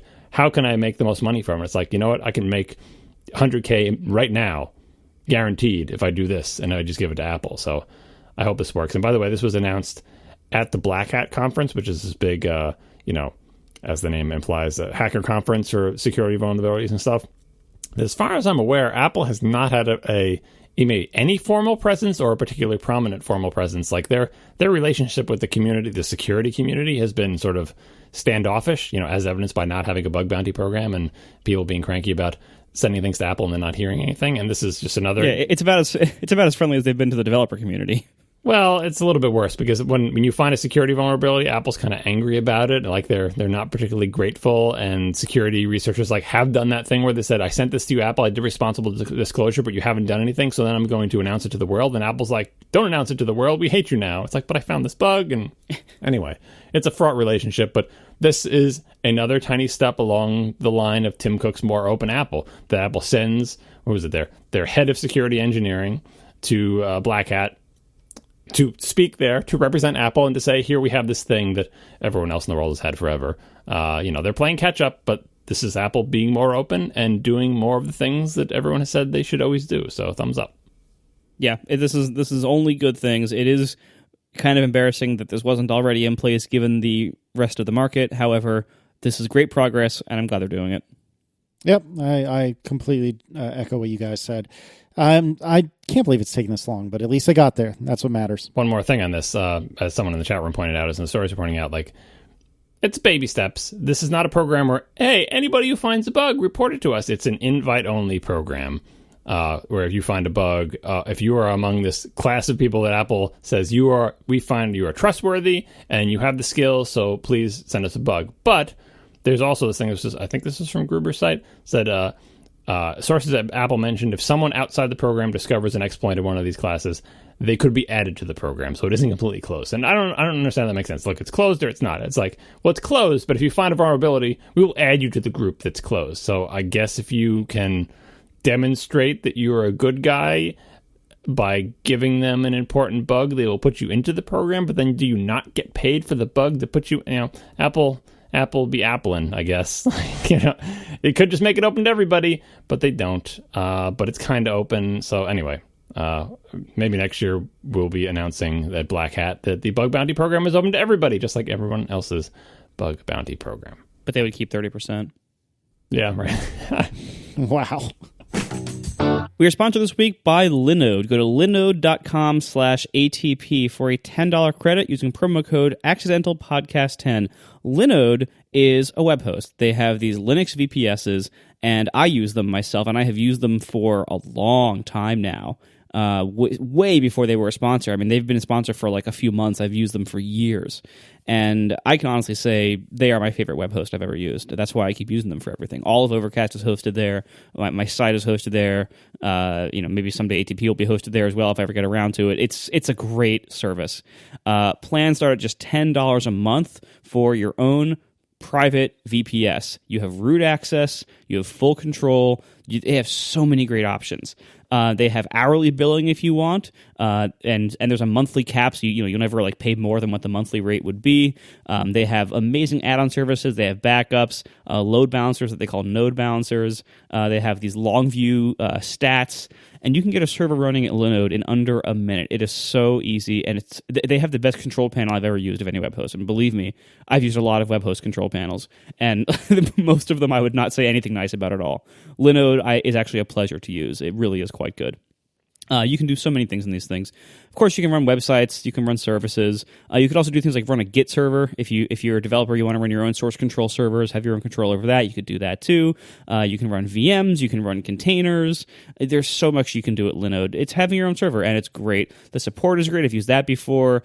I really, really enjoy Linode, and they're not paying me to say that. They can't pay me to say that. I'm saying that anyway because that's how much I enjoy it, and I'm so happy they're finally a sponsor. They now have and their pricing's always been good, but it gets better. Like every like year or so, they do hardware updates and stuff, and they just make their plans better for the same prices. It's so great. So they now offer for $10 a month a VPS with 2 gigs of RAM. You can do a lot. I actually have 6 of those doing all my feed crawling. Because for $10 a month, why not? Why not have 6 of them? It's so great, so great. Go to linode.com. That's linode.com, like Linux. Linode.com/ATP, and use promo code AccidentalPodcast10 for $10 credit. Thanks a lot to Linode for sponsoring our show. And a final note for today's episode. Speaking of things that have taken a long time, diversity at Apple. Progress, it seems, is being made. I was looking at these numbers when they were released a day or two ago, and it didn't seem like things were too terribly rosy, like year on year. And I'm trying to find which specifically number it was, but I can't at the moment. But suffice to say, Apple's released their semi-annual diversity page and diversity numbers, and one of the more impressive things that I think we definitely need to applaud is that they claim to have 100% pay equity across all of Apple, so that any job that a woman would do, that a man would do, those two people should make the exact same amount of money for doing that exact same job. And of course, everything's open to interpretation, so it's hard to say whether or not that's really real, but Apple is claiming and is asserting that that's the case. So I mean, that's stupendous. Here it is. The number that I didn't like was data from the last 3 years, most of the way down the page. 2015, 54% of Apple was white. 2016, 56% of Apple is white, which is not getting more diverse. That's getting less diverse.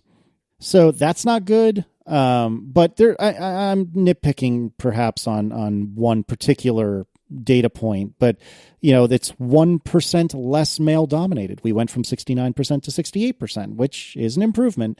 And one thing that they've made very clear on this site is that their hiring practices are changing. So it says our hiring trend over the past 3 years, we are steadily attracting more and more underrepresented talent. Global female new hires in 2014 is 31%, 2016 it was 37%. And U.S., what is it? URM is underrepresented something or other. Underrepresented minorities. Thank you. U.S. URM's new hires. God, URMs just sounds so dismissive. I don't like that at all. But anyway, 21% in 2014, 24% 2015, 27% in 2016. So definite improvement in new hires, which should be celebrated. So a little bit of good, a little bit of bad, but the fact that they seem to be paying this much attention to it, I think is 100% good. This is some borderline Amazon charts down here, though. So they have three data points now. So they had 2, and you can make a line out of 2, but it's more impressive when you have 3. And of course, they highlight here are the lines with the slopes that are going up and to the right. Sure. And they are doing better with new hires of underrepresented minorities. They are doing better with female hires, right? So they show these things. But there's nothing along the y-axis. There is no y-axis. They just they decide 21% is like a centimeter from the bottom, and 27% is like 3 times higher. 27 is not 3 times higher than 21. So it's not zero-based? No. I mean, yeah. Anyway, positive trends. Progress is slow. They're highlighting where they're doing the best, obviously, and new hires. If you're going to do the best somewhere, that's it's forward-looking. Try to fix this going forward as much as possible. And the other numbers, I don't know. Anyway, one of the most important things is that Apple has a web page at apple.com/diversity, and that they're open and transparent with these things. But as always, there's a tension between, oh, good job, Apple, slap on the back, you really care about this, let's give you cookies for being caring and having a web page. And on the other hand, it's but on the other hand, these numbers aren't awesome. And so Apple's job is kind of weird making this web page. Your job making this web page is show that Apple cares. The website is there, right? Good. Show the progress Apple is making, but also be honest and upfront, as they have been in the past, about where your problems are. And I think that's maybe where this falls down a little bit, because their original diversity thing was we take a look at a diversity, we are not doing a good enough job. It was totally unflinching, saying oh, there's good and bad. No, the first run at this, I forget what year it was we are not happy with this. We are not doing a good job. We are not meeting our own standards for how this should be. And these same pages, this page this year is more about hey, we're doing well and everything. I'm sure internally they still have their eyes on the prize and all right, there's still progress to be made, but there is a danger of falling into the trap where every time they've come out with these numbers, that we just parrot back the cherry stats that are getting better and don't realize that the overall picture is still pretty grim. So I don't know.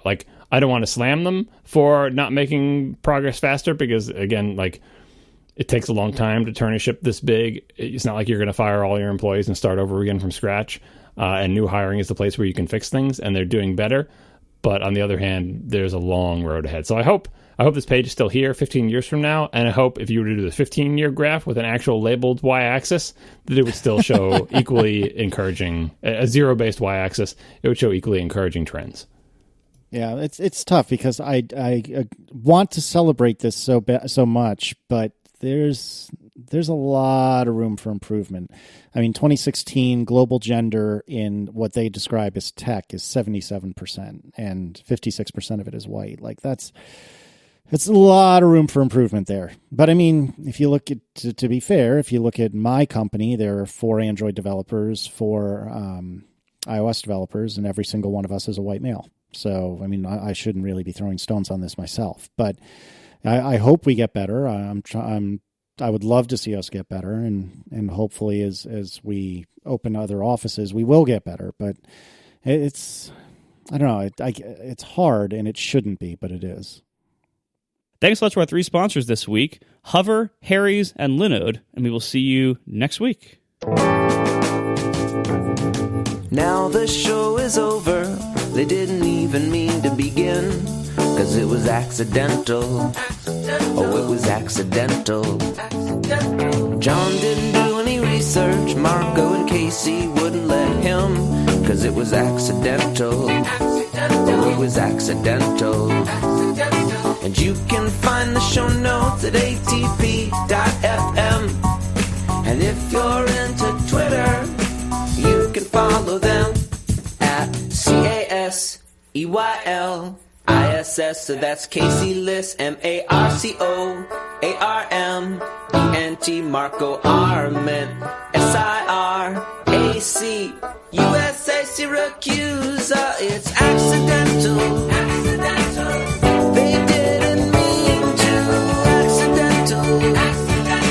Tech podcast so long. All right, so Marco, you and I went through a deeply painful episode last week when we had to hear about TiVo for entirely too long. And remind me again why that was so painful? Because I just don't care.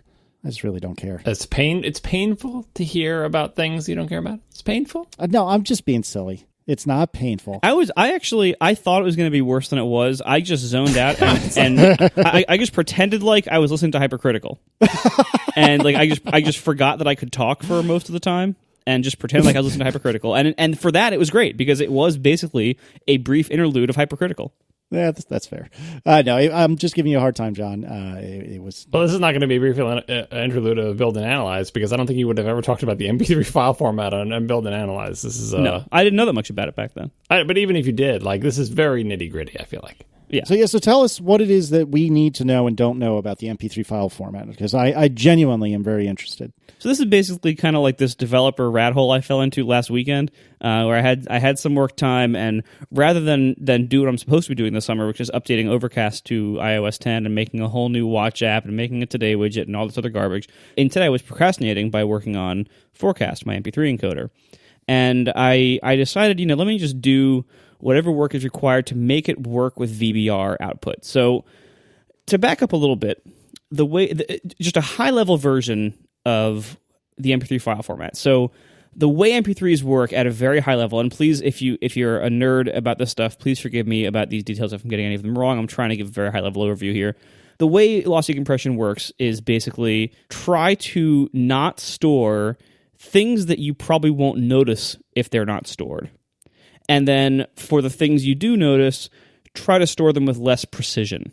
In an MP3, one of the famous ways it does this is by omitting sounds that you probably won't hear. And so obviously things that are outside the range of human hearing, that's an easy one. They also do things like, there's a principle called masking, where if there's a very quiet sound and a very loud sound at the same time, the very loud sound is going to be so overpowering, the very quiet sound is just going to be drowned out. So there's no reason to store the information about the very quiet sound, because the very loud sound, that's all you'll hear. One way they achieve the size savings is just by omitting things that are just kind of drowned out or that you won't hear. Another way they do it is by reducing the precision of the things you do hear. And so there are a few different tricks they can do for this, because basically the precision at which we perceive what we hear is not constant throughout the frequency range. Very low frequencies, very high frequencies, we tend not to have as much precision about perceiving those things, and so they can store those less precisely, and therefore using less data. They can also do things like in a stereo recording, where you might have very, very similar sound coming out of left and right channels with just slight differences. So there's a method called joint stereo, where basically this is the left channel and the right channel differs by this much, and just store the difference for the right channel.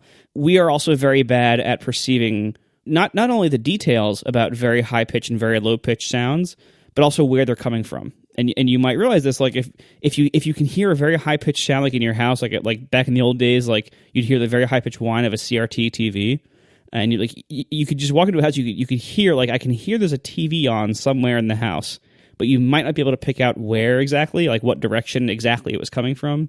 Also, similar reason why subwoofers in home theater systems tend to just be one subwoofer that you just put somewhere, and it kind of doesn't matter, because the very low frequencies, again, you're not nearly as good at perceiving where they're coming from.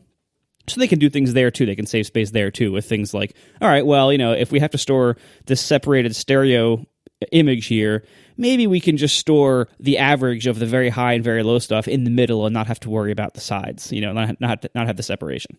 So the whole principle of the MP3 file format and all lossy audio formats is based on this idea of like figure out what we can either omit entirely from storing and then figure out tricks we can use to store it less precisely. Obviously, though, as you lower the amount of space you're willing to spend on it, as you lower the bit rate, how many bits per second you're willing to devote to storing this, it becomes, you start hearing artifacts. You start hearing the quality loss. You start hearing, oh, this is sounding muffled, or that's sounding distorted, or that's sounding weird, or that, that cymbal hit kind of sounded weirdly telephonic. Like, you start hearing flaws. I don't want to get into too many of the details of like the argument over whether you can hear the difference or not. Generally, most tests show that about 192 kilobits per second, you don't really hear the difference in most things for most people. That's beside the point, though. So when you're encoding a podcast, there's a few different ways you can go about like managing the bit rate, how many bits per second you are willing to spend on the audio. The most direct kind is constant bit rate, or CBR, which basically, so MP3 files are divided into frames. It's just a time slice. Every frame is 1152 samples. Whatever your sample rate is, like at 44K, that's like 26 milliseconds. Every frame, you have a bit rate, and you say, all right, well, in constant bit rate mode, every frame will get 96 kilobits, or 64 kilobits, or 128 kilobits, or whatever. And that's a very simple way to do things, and that mostly works. And podcasts are almost always encoded that way.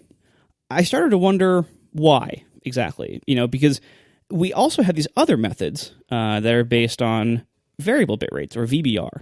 The encoder has some idea about the complexity of each frame. Each one of those little 26 millisecond, each one of those little time slices, the encoder can decide, this part I'm encoding right now, this little time slice is a pretty complex, there's a lot going on here.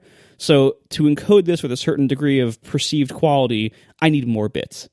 And then maybe like 3 seconds later, there's a quieter passage or a simpler passage, and you can say, this part, I don't need this many bits. I can encode this at a lower bit rate. You can have the encoder kind of decide on a target perceived quality level and just use as many bits as you need to achieve that quality level and have it just vary constantly throughout the file. For podcasts, this is an obvious choice, right? It makes sense that for podcasts that should work really well, because podcasts have a lot of silence. I've kind of built my current living on this. Podcasts have a lot of silence, and voice is pretty easy. And then occasionally you throw in like a music clip or a music bed running under things, or a theme song, or a clip from TV or something like. So you occasionally have more complex stuff that could use more complexity. And like in our show, we started out being a 64 kilobit mono show for like the first year or two. And it sounded okay. It didn't sound great. It sounded okay. One of the things that sounded the worst was our theme song, because 64K mono is kind of terrible for music.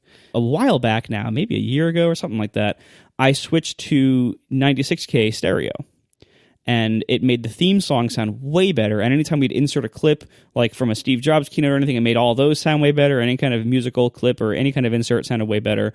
And our voices sounded better too. And even though the entire rest of the podcast is us talking, and I don't do any kind of stereo separation, so it's just a mono thing, because of the way the joint stereo encoding works, we just get all 96 kilobits to our mono channel for the entire rest of the file. Because it can say, all right, well, the channels are encoded as like, the main channel equals this, and the difference in the other channel is 0, basically. So you get all the bits to yourself. And then only when you have a stereo thing inserted do you then split up the bits as necessary between the channels. So it is really a great way to do it. But what would be even better would be a VBR encoding. All these silences between all the words I'm speaking, those would get like the minimum frame size, which I think is 32 kilobits per second. So it'd be like the minimum frame size for all those silences, because it doesn't really matter. You won't hear the difference. And then when we throw in a music clip or something, that could go all the way up to like 192 to really get the music to be perfect quality. If you did it that way, it wouldn't take up very much more space. In fact, it probably takes up less space. And in my tests, it actually would take up about maybe 25% less space than my constant 96K to have similar voice quality as we have now, but then have the ability to put in like our theme song at effectively perfect quality.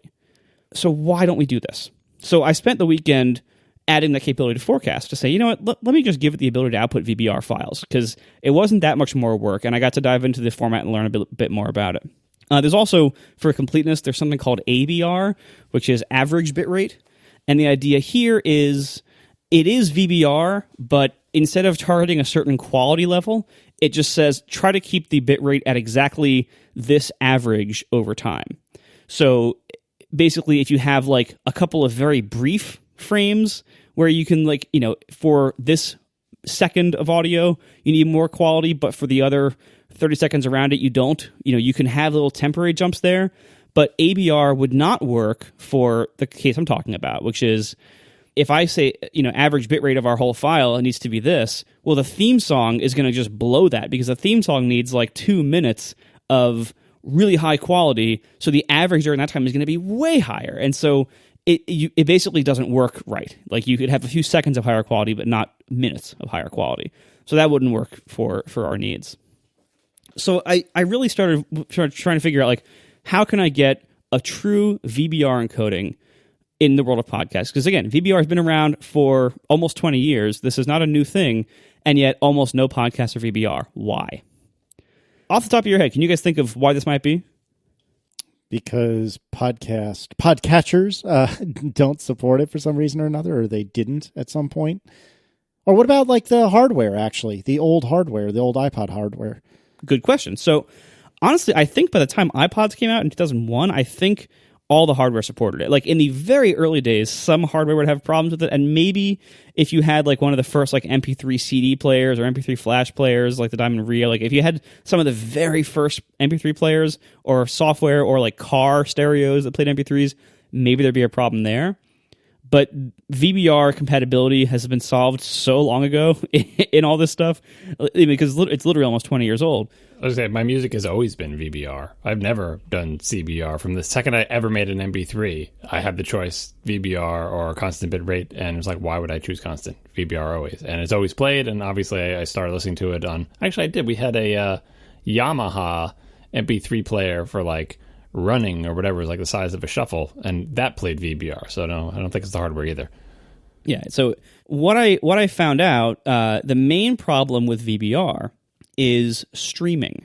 When you're streaming, and when a player plays back a stream file, if you need to jump ahead to a timestamp and you haven't downloaded that part of the file yet, like you don't have that far, the way this is usually done is the player will download the first few, 100 kilobytes, maybe, like basically they'll download the first part of the file to get all the header information and everything, all the metadata, and then they will terminate that connection and make a new connection that jumps ahead using a range request to begin playback 50 megabytes into the file. So it doesn't have to download all of, everything in the middle there to get there. So the problem is it needs to be able to predict at what byte offset in the file maps to the timestamp that it's going to. It also needs to know how long the file is. Duration is another challenge here.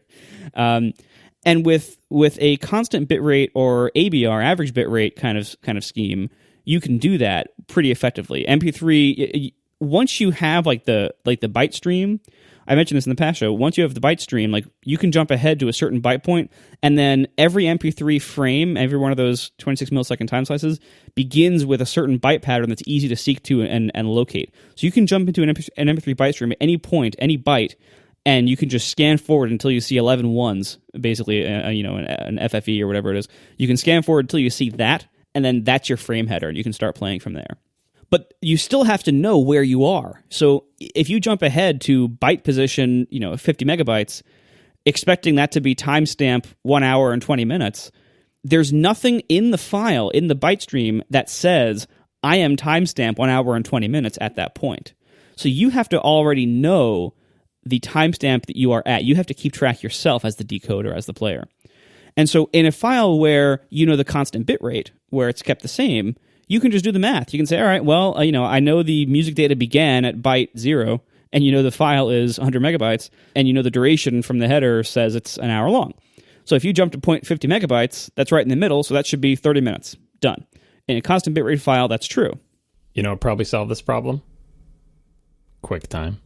I know you hate those container formats and the MPEG-4 for container formats that spawn from it because they're all complicated and you have multiple atoms and streams or whatever, but I'm pretty sure they solved this one. But anyway. Yeah, QuickTime has a number of other problems, actually. But anyway, so... The fact that Apple is not interested in it anymore being the most primary one. But anyway, this exact problems, like to be able to pick different codecs, to have them be variable bit rate, to be able to have time codes and other, multiple streams to tell you how I've come to a point in the file, how far am I in the file, and what is the subtitle I should be showing, and what is the picked image that I should be displaying on top of the thing. Anyway.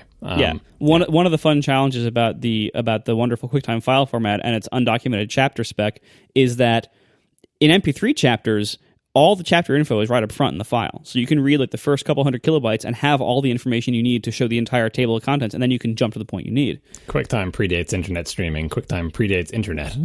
Yeah, but QuickTime chapters doesn't, and they still did it this way. So in the QuickTime format, important information like the chapter titles are spread throughout the entire file.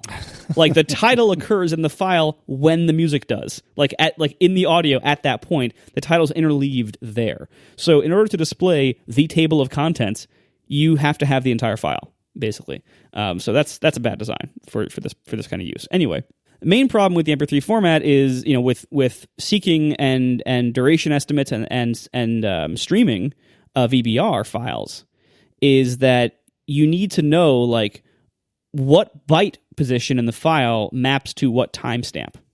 And this, they figured this out early on. This was a problem right from the start. People in the chat are saying like they used to have like maybe old software, old hardware that would display the wrong duration on VBR files. One of the ways decoders would do this would be to just read the first couple of MP3 frames and figure out like, the average bit rate of those frames, or even just read the very first one, and then just look at the file size and say, all right, well, we're going to assume this represents the average bit rate of the file and extrapolate from the file size how long this file is. And that's dumb and doesn't work. So that's why those programs would often display the wrong durations. There is also an ID3 tag value of the duration of the file, but not everything supports that. Not every encoder embeds that, and somebody might have edited that, so it might be wrong.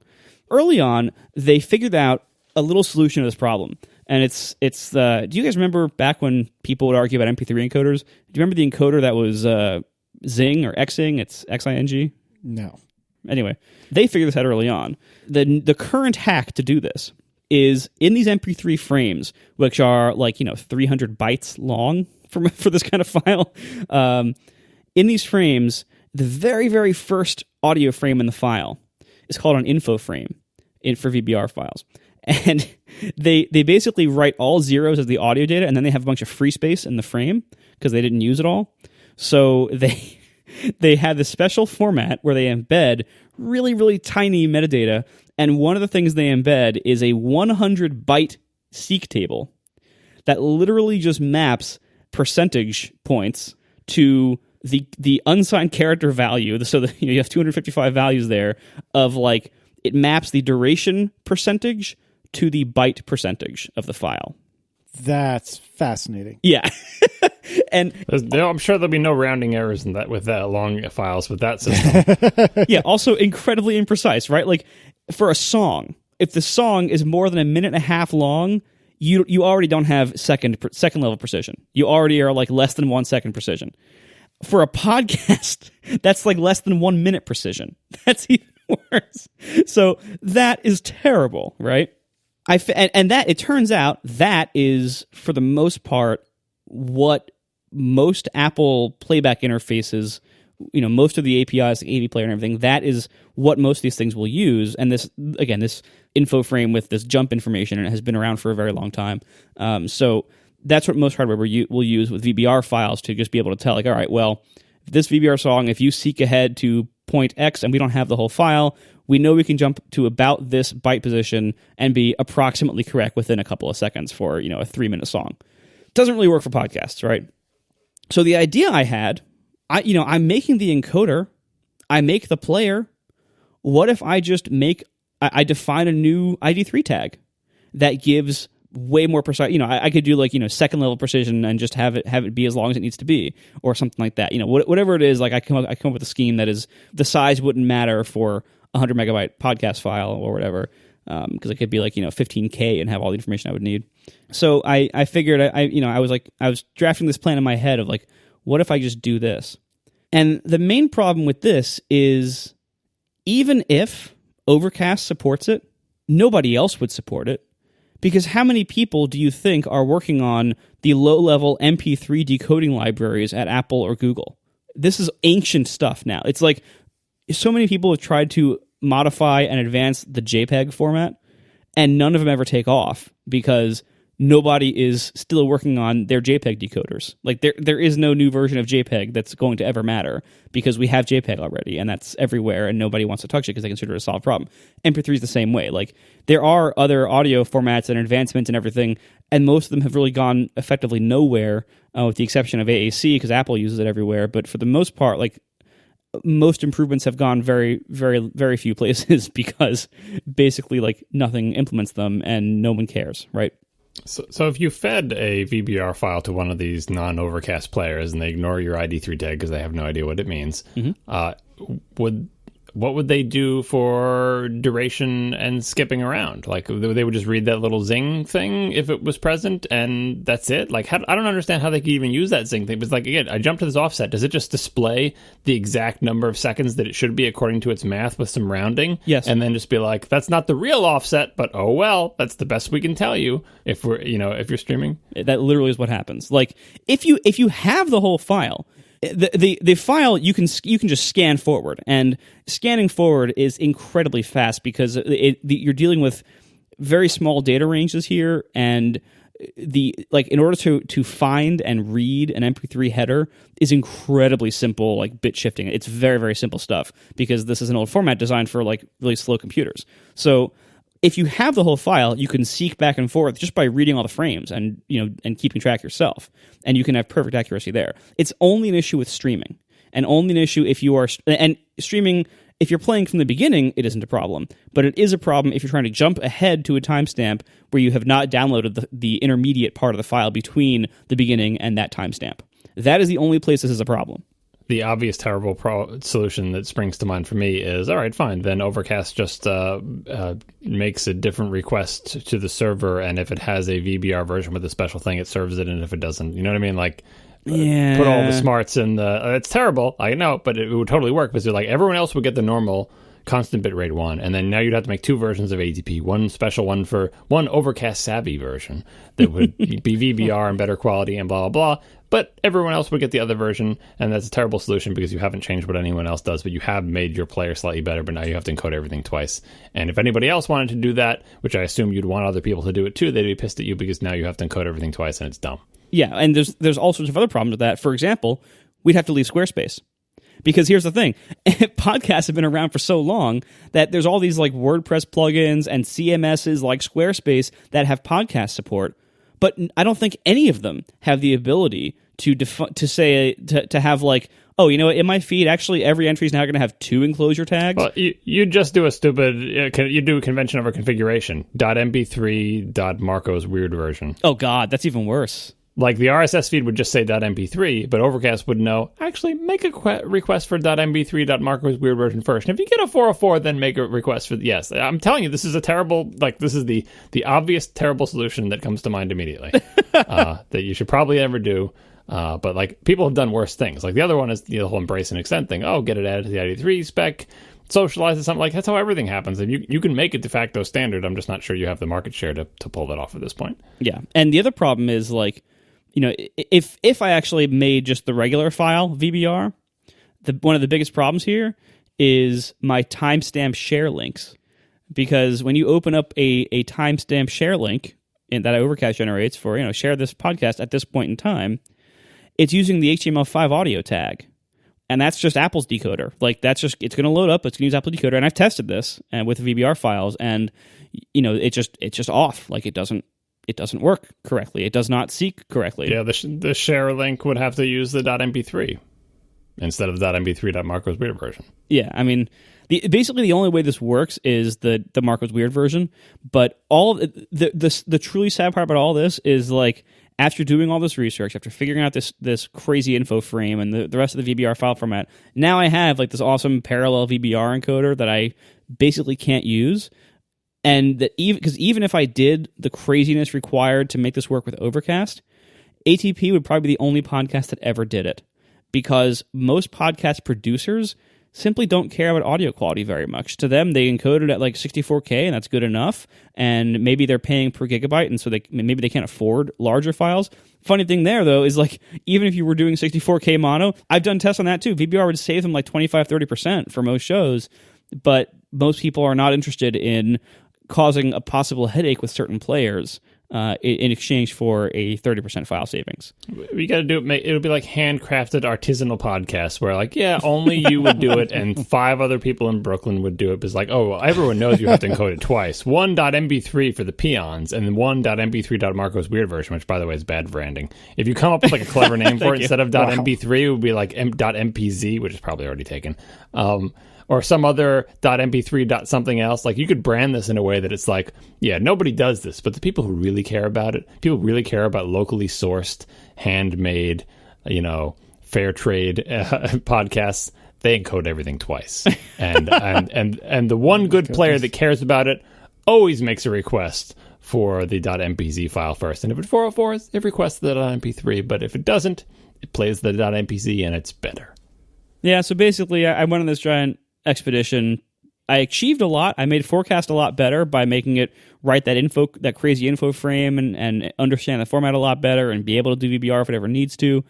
But the moral of the story is I ran into a whole bunch of barriers that basically nobody will ever care as much as I do to fix, and that make it pretty much impossible to really use for podcasts in a responsible way. Oh, here's the other angle on it. Like, remember when Microsoft had secret APIs that only they could use to make their apps faster and everything, and people were all angry about it? So you could do this, frame this as like, this is a secret Overcast API that only ATP, because everyone is always obsessed with the idea that ATP is like got preferential treatment in your podcast app or whatever. But like, that only ATP has access to it, and you do it. And then when someone comes to you and say, well, actually, it's not a secret API. Here's a web page that's been up for a year telling you if you want to do this, make a .mpz file, and you could do it. And then suddenly it's on them to be like, if they come back and say, oh, well, that's annoying, it's like, well, you wanted the secret API. You're wondering, why does ATP sound so good? And the file size is so small, and the other podcasts don't. That's so you got to make them come to you with the anger about like, ATP is using a secret API. And then you could say, nope, not secret. It was just so onerous that we didn't think anyone else could do it, but the web page has been there forever. And then they're like, what can they say then? They'd be like, oh, well, I guess we can do it, but it seems kind of annoying. And so, Anyway, I still didn't think you'd get good adoption except in Brooklyn, but that's something, right? Yeah, but they wouldn't even want it, because like the headphones and stuff that look really cool, that look cool enough to be in Brooklyn, aren't actually good enough. Like you wouldn't even.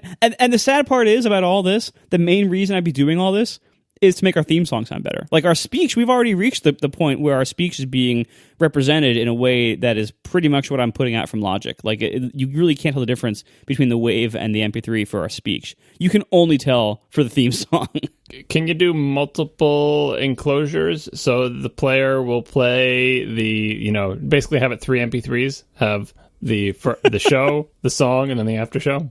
Well, it has to be one file for podcast clients. You could technically just have basically 3 constant bitrate sections of the file, but then any seeks during streaming to the after show would have the wrong timestamps. Yeah. And when they're wrong by a lot. Like in my test of trying to seek into VBR file, it's off by a minute and a half. Like it's a pretty big difference and has the wrong timestamp. And then it's a mess when it happens.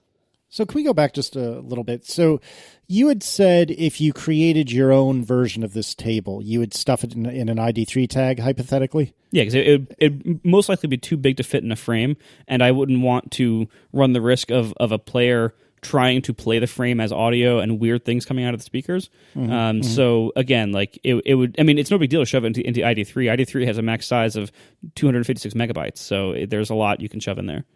So the hypothetical scenario then would be you have Marco's custom jump table in an ID3 tag, but you would still presumably populate the really crummy existing jump table that's in that frame. Correct. Yeah. So and that would work with no server-side changes. It would just work if in Overcast, and it would fall back and degrade gracefully in other clients. But the problem you have with that is that the Overcast jump to this moment feature, which, hand on heart, no sarcasm intended, I think might be the most impressive feature of Overcast, even more so than Smart Speed.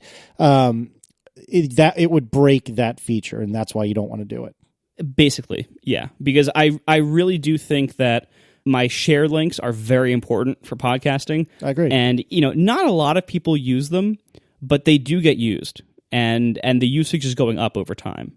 That to me is very important, and I want to keep promoting that. I want to keep making them better. I have a lot of crazy ideas for how to make them better. Most of these ideas are terrible and will never happen, or I will attempt them, realize they're terrible, and then cancel them before I actually release them.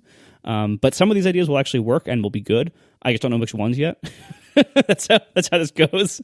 I really do care a lot about those times, and this is one of the reasons why I really get annoyed with some of the big publishers using dynamic ad insertion platforms, because when they do dynamic ad insertion, which basically gives you new ads on every download. So if you download a really old episode of a storytelling show and you get a brand new ad in it, and it's oh wow, this company didn't even exist when this episode ran in 2013 or whatever. That's what's happening is literally every download they're serving you a new ad. And the idea there is to better monetize their back catalogs, because their advertisers paid back in 2013 and they're not getting paid anymore. So let's put in new ads. We can charge people again. Fun. One of the problems with these platforms, one of the many problems with these platforms, is that they don't always have ads that are the same length as the original ads. So basically, timestamps are not persistent between downloads, because the ads you're inserting in the show vary in length on every download. So it totally breaks timestamp share links, which drives me crazy. I'm trying to make sharing better, and you're throwing it away. Everyone complains, podcasts don't share. We need more sharing for podcasts. And then the big podcast producers make sharing more difficult. Well, if you really want to solve that problem, the QuickTime /MPEG consortium solution to that problem is that you need to have a more comprehensive map of the content that also incorporates the maps of the ads. So when they change the ads, they change the map. And so you can it's like source maps for JavaScript when you minify it, right? Yeah. Well, look, you can do that with chapters. You could store the chapter ID and an offset within that chapter ID. Right, but what that would mean is the sharing links can't just contain an offset. They have to contain an offset in a version to say, in this version of the file is this offset, and the map has to say, oh, well, now I've inserted a new ad since then, and I can translate your offset exactly like source maps on JavaScript. This offset in this file is actually this offset in this other file. Yeah, no one's going to do that, though. Because this is the thing. Any advancement you make in podcasting, you basically you have to assume that if it involves any producers changing their workflow in any way, or especially changing their CMS in any way, it's never going to happen. No one's going to do it. Yeah, you need to have one giant proprietary platform that can dictate, because they the only thing that they're what matter, and whatever they do is what everyone has to follow, and that's how it would work. But we don't have that, and that's a good thing. So you're stuck in the technological backwater that is the MP3 format. Enjoy. Honestly, I really do enjoy the format. The format is very refreshingly simple and straightforward. It just has this one wart of this stupid 100-byte precision offset thing for VBR files. That, and again, when they're downloaded, it's not a problem. It's only a problem when they're streaming and you're jumping ahead. That's a wart on a wart, though, because the original wart is they don't have this information, and the secondary wart is we've tried to jam this information in using tiny little bytes, and we can only have 100. We can only do percentages. Yeah, well, the bigger problem, though, is that everybody stopped advancing the MP3 format 15 years ago. Yeah, it's technological backwater. No, and I mean, I'm going to hear from all the OGG and the HEAAC and the MP3 Pro people. I'm going to hear from all these people, all the newer audio formats. HEAAC is supposed to be better than MP3. Yes, I'm aware of all these arguments. What about real audio? Oh, God. You are a bad man. I bet they solve this problem.